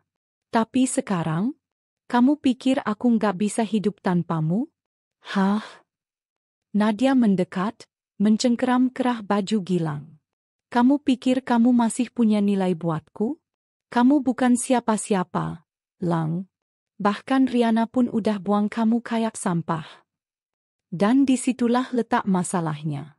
Riana. Sejak Riana muncul kembali di media sosial dengan keberhasilan butik barunya dan kerjasama bersama pengusaha ternama Arvino, Nadia mulai gelisah. Ia sering melihat Gilang memandangi unggahan Riana, diam-diam tersenyum kecil, atau menghela napas panjang setelah menatap layar. Nadia tahu, hati Gilang belum sepenuhnya lepas dari Riana. Dan itu membuatnya marah. Hari-hari berikutnya, pertengkaran mereka makin parah. Nadia menjadi curiga akan setiap gerak-gerik Gilang. Ia memeriksa ponsel Gilang setiap malam, mencurigai pesan-pesan yang masuk. Bahkan hanya karena Gilang menyapa kasir wanita di warung dengan nada ramah, Nadia langsung mengamuk dan membuat keributan. "Jangan-jangan kamu masih kontakan sama mantan kamu itu, ya?" Nadia menuding, mata merah menahan emosi. "Sudah cukup, Nadia. Kamu pikir aku ini milikmu? Aku bukan boneka. Kamu pikir aku bahagia hidup kayak begini? Kalau nggak bahagia, ya pergi sana. Kembali aja ke mantan kamu itu. Tapi jangan lupa, aku tahu semua aibmu, Lang. Semua. Termasuk transferan gelap kamu dulu dari investor gelap itu." Gilang membelalak. Selama ini ia kira Nadia tak tahu. Ternyata, Nadia menyimpan segalanya, rekaman, tangkapan layar, bahkan dokumen-dokumen yang bisa menjatuhkan namanya secara hukum. "Kamu mau aku sebarkan semuanya ke media? Ke polisi? Atau ke Riana sekalian? Biar dia tahu siapa kamu sebenarnya." Gilang terdiam. Nafasnya memburu, namun tak keluar sepatah kata pun dari mulutnya. Ia benar-benar terpojok. Nadia bukan hanya pelakor biasa. Ia jauh lebih berbahaya dari yang ia bayangkan dulu. Di sisi lain, Riana menjalani harinya dengan tenang namun penuh jadwal. Kolaborasinya dengan Arvino berjalan sangat sukses. Bahkan kini mereka tengah membuka perekrutan untuk tim desain baru yang akan menangani lini produk internasional. Suatu hari, saat Riana sedang menyortir aplikasi pelamar, asistennya datang sambil membawa map coklat. "Bu Riana, ini ada surat tanpa nama pengirim. Tidak ada tap pos. Sepertinya dikirim langsung ke kantor." Riana membuka surat itu dengan alis terangkat. Dalamnya hanya satu lembar kertas berisi foto-foto dirinya dan Arvino saat acara pembukaan. Wajah Gilang yang tertangkap kamera sedang menangis di depan rumah lama mereka. Dan satu kalimat di bawah. "Jangan terlalu percaya dengan bayangan masa lalu, karena bisa jadi itu akan memakanmu hidup-hidup." Riana menatap tajam lembar itu. Ia tahu, ini bukan surat ancaman biasa. Ini permainan psikologis. Dan ia hanya bisa memikirkan satu nama di baliknya, Nadia. Namun Riana tidak gentar. Ia memegang surat itu, lalu mengangkat wajah dan menatap keluar jendela. "Aku sudah terlalu jauh berjalan untuk dihentikan hanya dengan kertas." Sementara itu, Nadia mulai gelisah. Ia mengira surat itu akan mengguncang Riana. Tapi beberapa hari setelah itu, justru Riana dan Arvino tampil di televisi nasional sebagai tamu dalam talk show bisnis. Reputasi mereka semakin kokoh, dan Nadia pun merasa semakin kalah. Gilang sendiri semakin murung. Ia sadar, hidupnya kini berada di titik nadir. Dan ironisnya, satu-satunya orang yang dulu selalu percaya padanya, kini tak bisa ia dekati lagi. "Lang, kita harus lakukan sesuatu.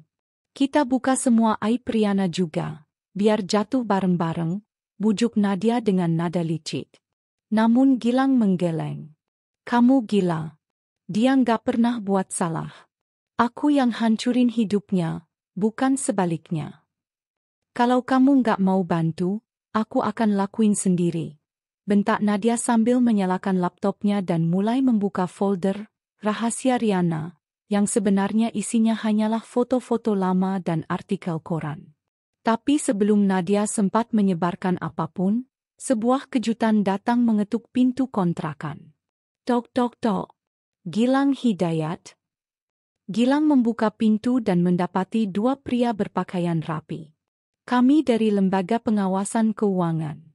Anda dipanggil atas dugaan penyalahgunaan dana investasi tahun lalu. Kami mohon ikut ke kantor untuk pemeriksaan. Wajah Gilang memucat. Nadia langsung menutup laptop dan berdiri. Apa ini bercanda?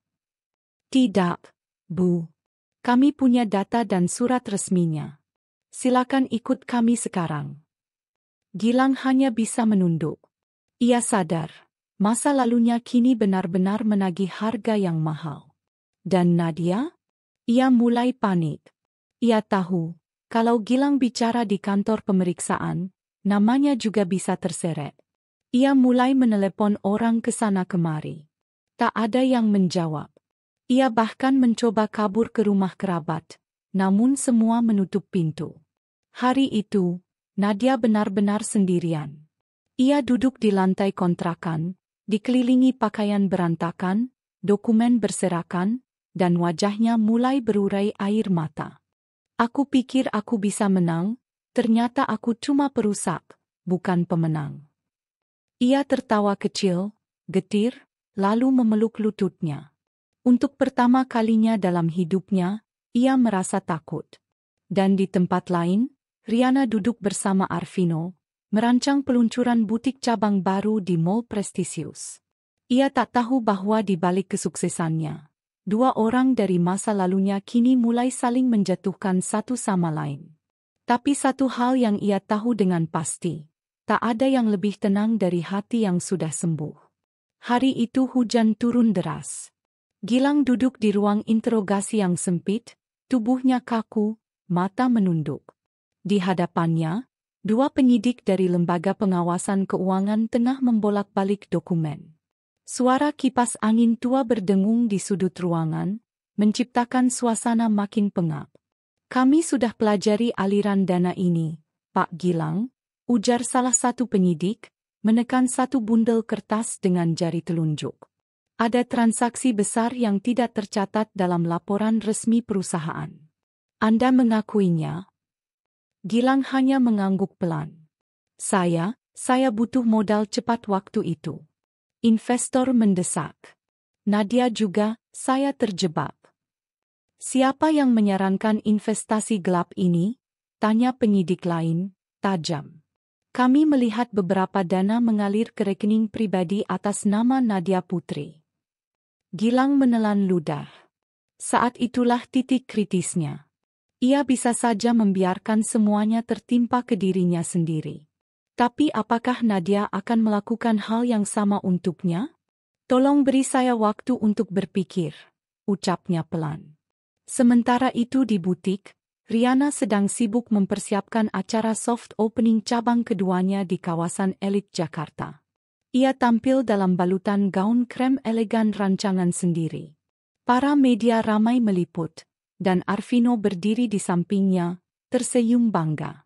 Saya percaya bahwa perempuan bisa bangkit dari kehancuran jika ia punya keberanian untuk memulai ulang, ucap Riana dalam konferensi pers. Kalimat itu langsung viral.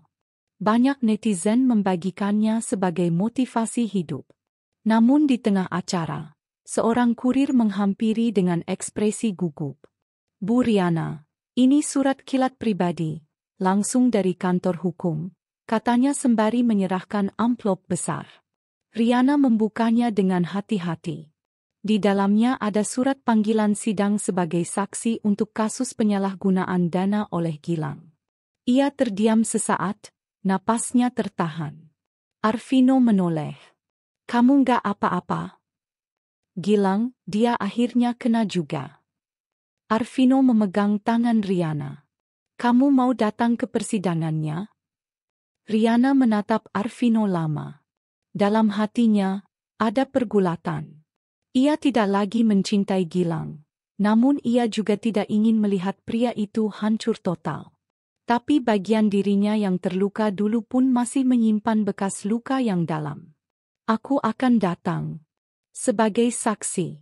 Bukan untuk menyelamatkannya, tapi untuk menutup lembaran ini dengan kepala tegak. Hari sidang itu datang. Di ruang pengadilan, Gilang duduk di kursi terdakwa. Wajahnya pucat, rambut acak-acakan, dan penampilannya jauh dari bayangan pria mapan dulu. Di kursi saksi, Riana hadir dalam balutan blazer hitam dan kemeja putih, anggun, tenang, namun tegas. Majelis hakim mulai membacakan dakwaan. Gilang menunduk. Ketika giliran Riana maju, ruangan hening.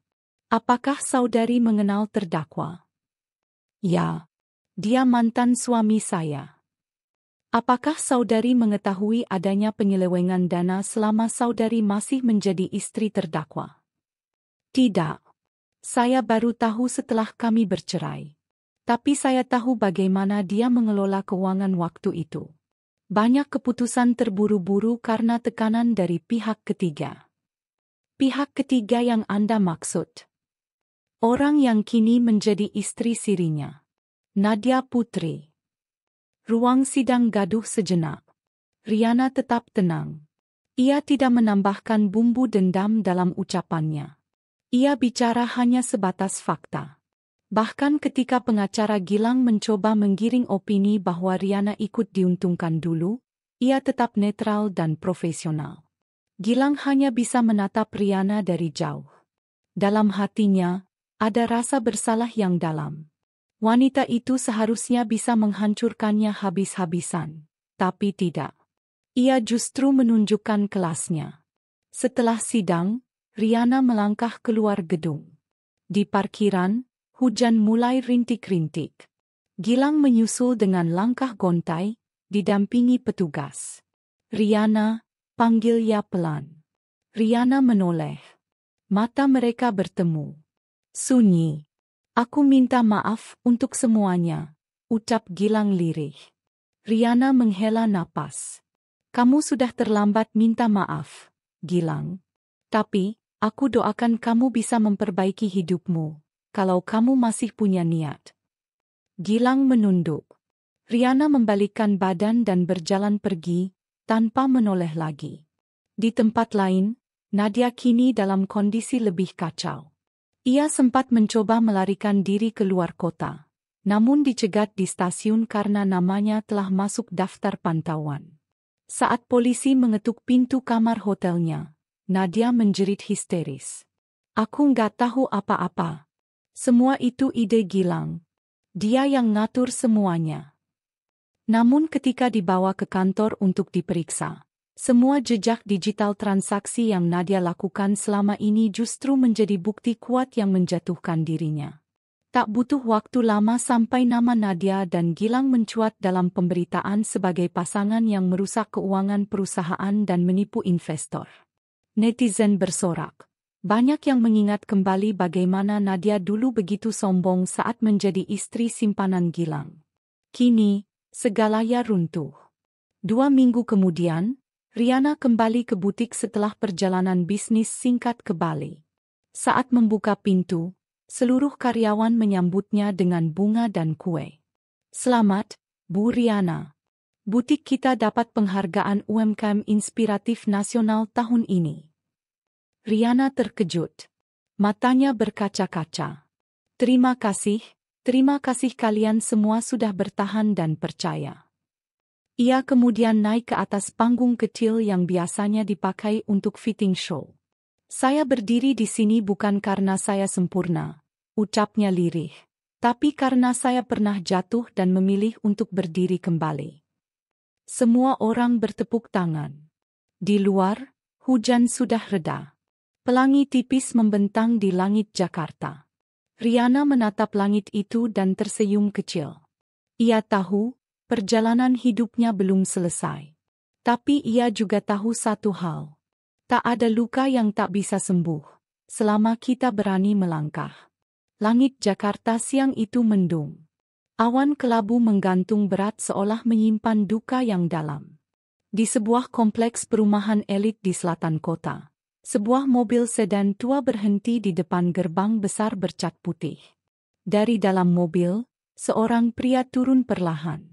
Tubuhnya kurus, wajahnya kusam, mata cekung menyiratkan lelah yang teramat. Gilang. Pria itu berdiri terpaku di depan rumah besar berarsitektur modern yang dulu ia bangun bersama Riana. sebelum semua berubah menjadi reruntuhan kehormatan dan kepercayaan.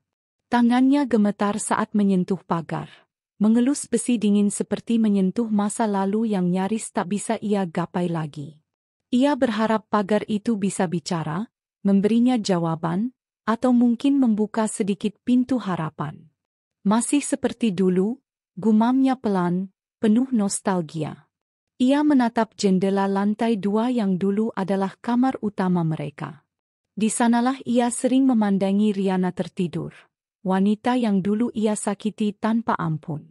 Tapi sebelum sempat ia mengetuk pagar, seorang pria berbadan tegap, penjaga rumah, muncul dari sisi dalam. "Permisi, Pak. Ada perlu apa?" Gilang menghela napas. "Saya Gilang. Dulu tinggal di sini. Saya mau masuk sebentar saja. Hanya mau lihat sebentar." Penjaga itu menatapnya, ragu, lalu menggeleng tegas. "Maaf, Pak Gilang. Bu Riana sudah titip pesan tegas. Rumah ini bukan lagi milik Anda. Sertifikat, dokumen, semuanya atas nama beliau. Bahkan kendaraan, rekening listrik, semua atas nama beliau sejak perceraian itu." Gilang terdiam. Ia mengangguk pelan, mencoba tetap tenang, tapi tak bisa menyembunyikan getar bibirnya. Saya cuma mau lihat 1 menit saja." "Maaf." Perintahnya jelas. Bahkan tamu yang tidak diundang dilarang keras masuk. "Kalau Bapak tidak pergi, saya harus panggil keamanan kompleks." Ucapan itu menghantam seperti palu ke wajah Gilang. Tubuhnya melemas. Ia terduduk di trotoar depan rumah, menutupi wajahnya dengan kedua tangan. Dada sesak, mata memerah, air mata menetes diam-diam. Beberapa tetangga yang melintas mulai memperhatikan. Beberapa mengenalnya. Bisik-bisik mulai terdengar. "Itu Gilang, ya? Yang dulu suami Bu Riana?" "Iya, katanya dulu sempat nikah siri sama pelakor, kan? Wah, sekarang gitu nasibnya? Kasihan, tapi ya pantas juga sih. Karma." Suara-suara itu bagai cambuk. Gilang menutup telinga, tapi suara itu terus menembus. Ia dulu pria sukses, bermobil mewah, beristri anggun, dihormati di lingkungan. Kini, ia jadi bahan kasihan. Lebih dari itu, ia jadi contoh kebodohan yang dibicarakan di balik pintu rumah orang-orang. Sementara itu di butik, Riana tengah mengisi acara podcast yang membahas kisah pengusaha perempuan sukses. Ia menjawab semua pertanyaan dengan santai dan meyakinkan. Kamera menangkap senyumnya, tubuhnya yang tegak, dan mata yang bersinar. Ia tak menyebut nama Gilang, tapi dari jawabannya semua tahu, ia telah menempuh jalan panjang penuh luka untuk sampai di titik ini. "Apakah ada momen paling berat dalam hidup Anda, Bu Riana?" tanya pembawa acara. Riana tersenyum kecil. "Tentu. Saya pernah dikhianati orang yang saya pikir akan selalu melindungi saya. Tapi dari situ saya belajar satu hal. Jangan pernah menunggu orang lain menolongmu bangkit. Bangkitlah sendiri, dan jadikan sakitmu itu batu loncatan." Jawaban itu kembali viral. Banyak yang terinspirasi. Banyak pula yang menandai teman mereka di komentar, "Kamu banget. Ini nih, kekuatan perempuan." Menjelang malam, Arvino menghampiri Riana di kafe butik. Pria itu membawa 2 gelas coklat panas. "Aku dengar Gilang tadi datang ke rumah," katanya pelan. Riana tidak terkejut. "Aku sudah duga. Setelah sidang kemarin, dia pasti bingung harus kemana."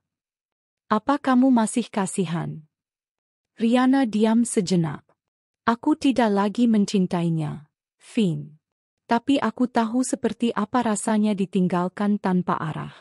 Aku tidak akan membuka pintu untuknya lagi. Tapi aku juga tidak akan menertawainya dari kejauhan. Cukup melihat dari jauh, dan memastikan aku tidak kembali jatuh." Arvino mengangguk.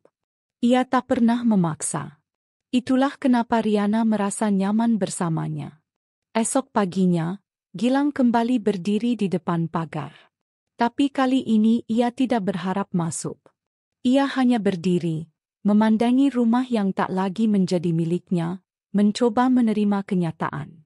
Seorang wanita keluar dari rumah tetangga dan menghampirinya. "Mas Gilang," sapa wanita itu lembut. "Masih ingat saya? Mbak Yuni, yang dulu suka antar kue waktu lebaran." Gilang mengangguk pelan. Yuni tersenyum, lalu menyerahkan sekotak makanan. "Ini buat Mas Gilang. Saya tahu Mas pasti lapar. Jangan malu, ya. Semangat." Gilang tertegun. Ia nyaris tak bisa berkata apa-apa. Dalam hidup yang jatuh ini, kebaikan kecil seperti ini terasa seperti cahaya. Setelah Yuni pergi, Gilang duduk kembali di trotoar, membuka kotak itu dan makan perlahan. Air mata menetes lagi. Tapi kali ini bukan hanya karena sedih, melainkan juga karena rasa bersalah yang menyesakkan.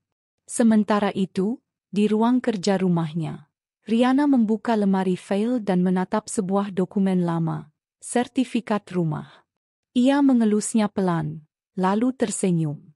"Rumah ini dulu kita bangun bersama. Tapi aku yang membayar semuanya saat kamu sibuk membagi waktu dengan perempuan lain. Sekarang rumah ini jadi simbol bahwa aku mampu bertahan." Ia menyimpan kembali dokumen itu, berdiri dan berjalan ke balkon.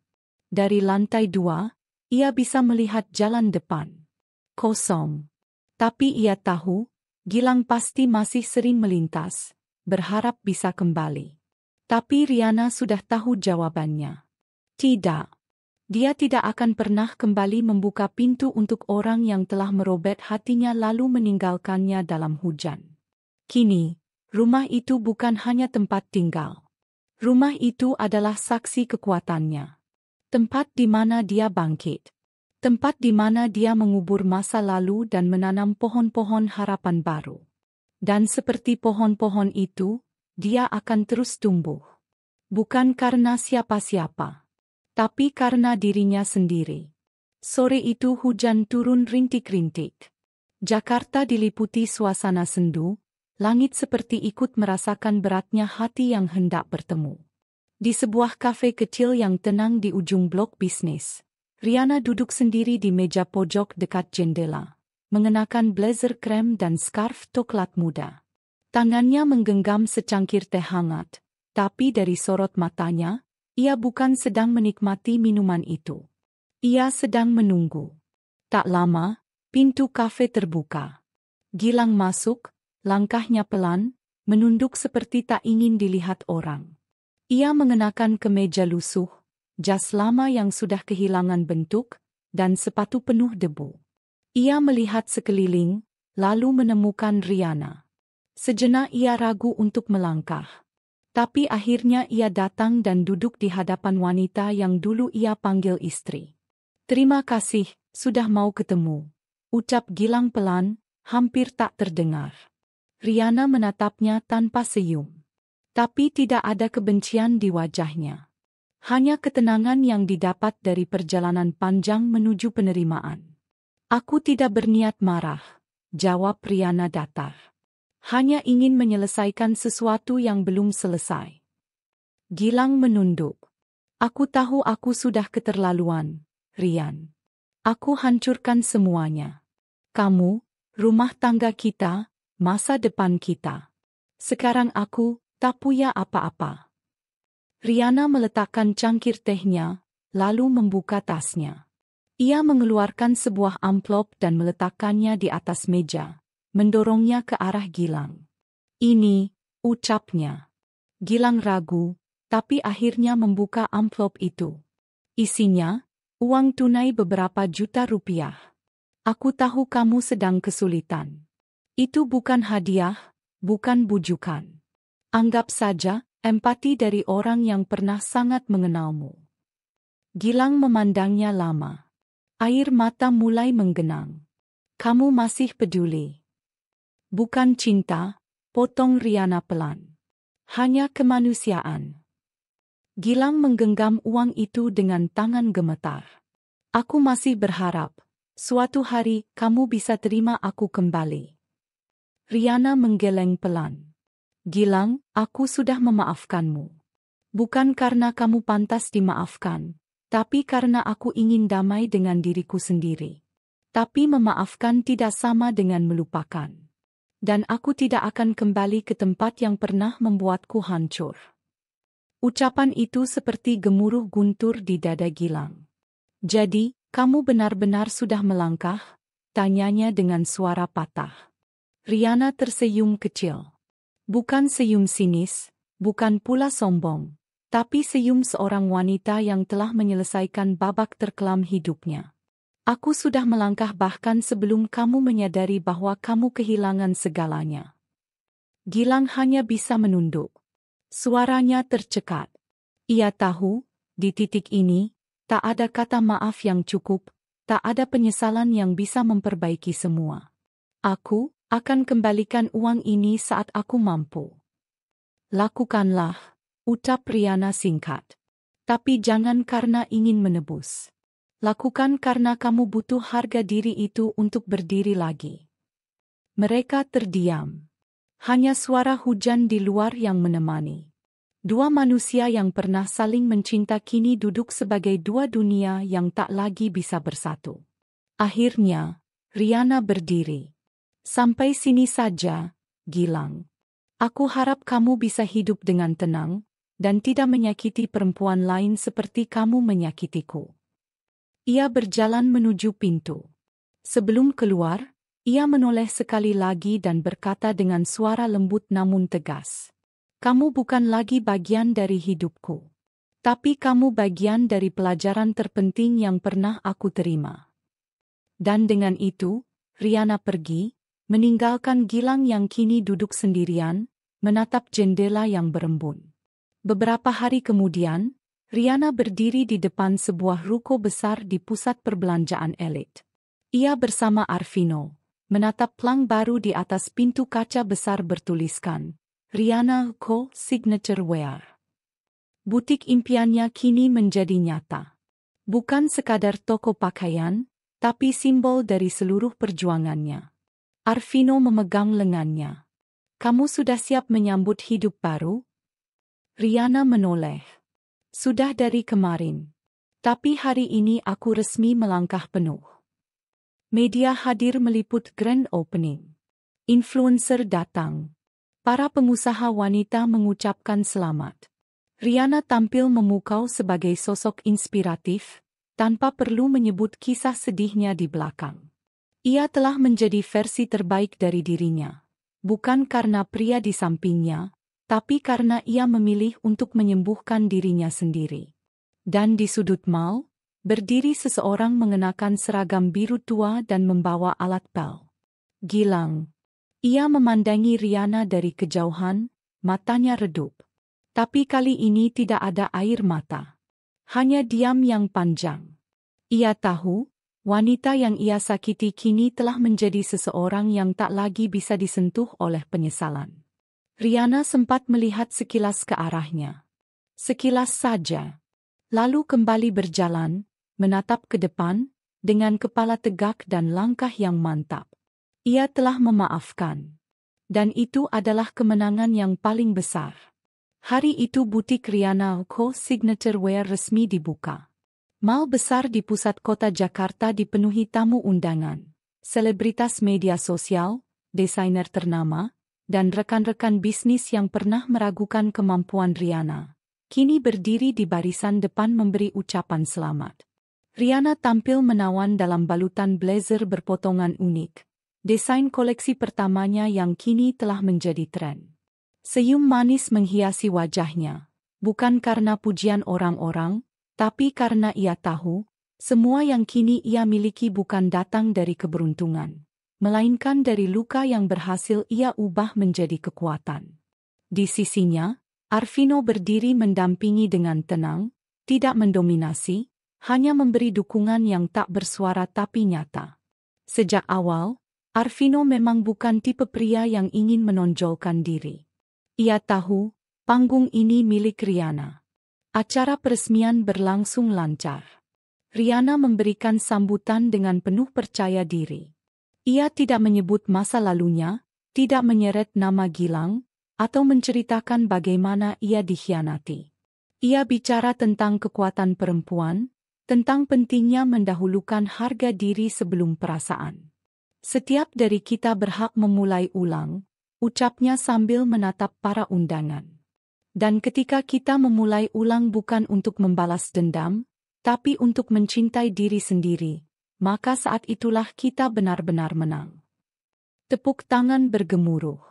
Media sosial ramai dengan potongan video sambutannya, disertai caption pujian seperti, wanita tangguh yang patut ditiru, dikhianati tapi tidak dendam, luar biasa, dan Rihanna menginspirasi banyak perempuan untuk bangkit. Tapi di salah satu sudut pusat perbelanjaan itu, berdirilah Gilang. Mengenakan seragam petugas kebersihan, dengan topi lusuh yang nyaris menutupi wajahnya. Ia berdiri diam, menyandarkan alat pel ke dinding, menatap panggung tempat Rihanna berdiri. Hatinya perih, tapi tak ada lagi yang bisa ia ubah. Ia hanya bisa menerima bahwa ini adalah buah dari apa yang ia tanam sendiri. Sesaat, mata mereka bertemu. Rihanna sedang berjalan menuju ruang belakang butik, lalu matanya tak sengaja tertuju pada Gilang. Waktu seolah berhenti sejenak. Gilang menunduk. Ia tak berani menyapa. Bahkan tak pantas. Rihanna menatapnya beberapa detik. Bukan dengan marah, bukan dengan penghinaan, tapi dengan ketenangan. Ia menarik napas, mengangguk kecil. Bukan sebagai salam, tapi sebagai pengakuan diam, bahwa ia mengenal masa lalunya, dan ia tidak membencinya. Lalu ia berjalan pergi. Gilang tetap diam. Air matanya tak tumpah, tapi matanya basah. Ia tahu, momen itu adalah penutup dari semua bab yang pernah ada antara mereka. Tidak ada permohonan maaf. Tidak ada permintaan balikan. Hanya akhir yang sunyi. Beberapa minggu kemudian, di sebuah ruang pelatihan di pinggiran Jakarta, Gilang duduk di barisan depan. Ia mengikuti pelatihan teknisi AC yang diselenggarakan oleh sebuah yayasan sosial untuk para mantan narapidana dan pekerja informal. Ia tidak pernah menjadi narapidana, tapi luka di hidupnya cukup dalam untuk membawanya ke titik terendah. Dan dari sanalah, perlahan ia mulai belajar tentang kesalahan, tentang harga diri, dan tentang arti sesungguhnya menjadi pria. Setiap malam, ia pulang ke rumah kontrakan kecil. Di dinding, tergantung secari kertas motivasi yang ia tulis sendiri. Jika kamu pernah menghancurkan sesuatu yang indah, maka satu-satunya cara untuk menebusnya bukan dengan kembali, tapi dengan memperbaiki dirimu agar tak lagi menjadi perusak. Ia tidak tahu apakah hidupnya akan kembali membaik. Tapi ia tahu satu hal, Rihanna sudah lepas darinya. Dan itu baik. Karena Rihanna pantas mendapatkan lebih dari sekadar maaf. Ia pantas mendapatkan kehidupan baru yang bebas dari pengkhianatan. Sementara itu, di lantai 2 butik, Rihanna duduk di ruang desain, menata katalog baru.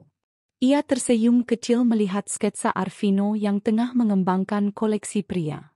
Kerjasama mereka bukan hanya di bisnis, tapi juga di perasaan, meski mereka belum menyebutkannya secara jelas. Arvino masuk, membawa 2 gelas kopi. Untuk direktur yang terlalu sibuk bahkan lupa makan siang, ujarnya bercanda. Rihanna tertawa kecil. Kalau kamu tidak datang, mungkin aku pingsan di antara kain dan benang. Mereka duduk berdampingan.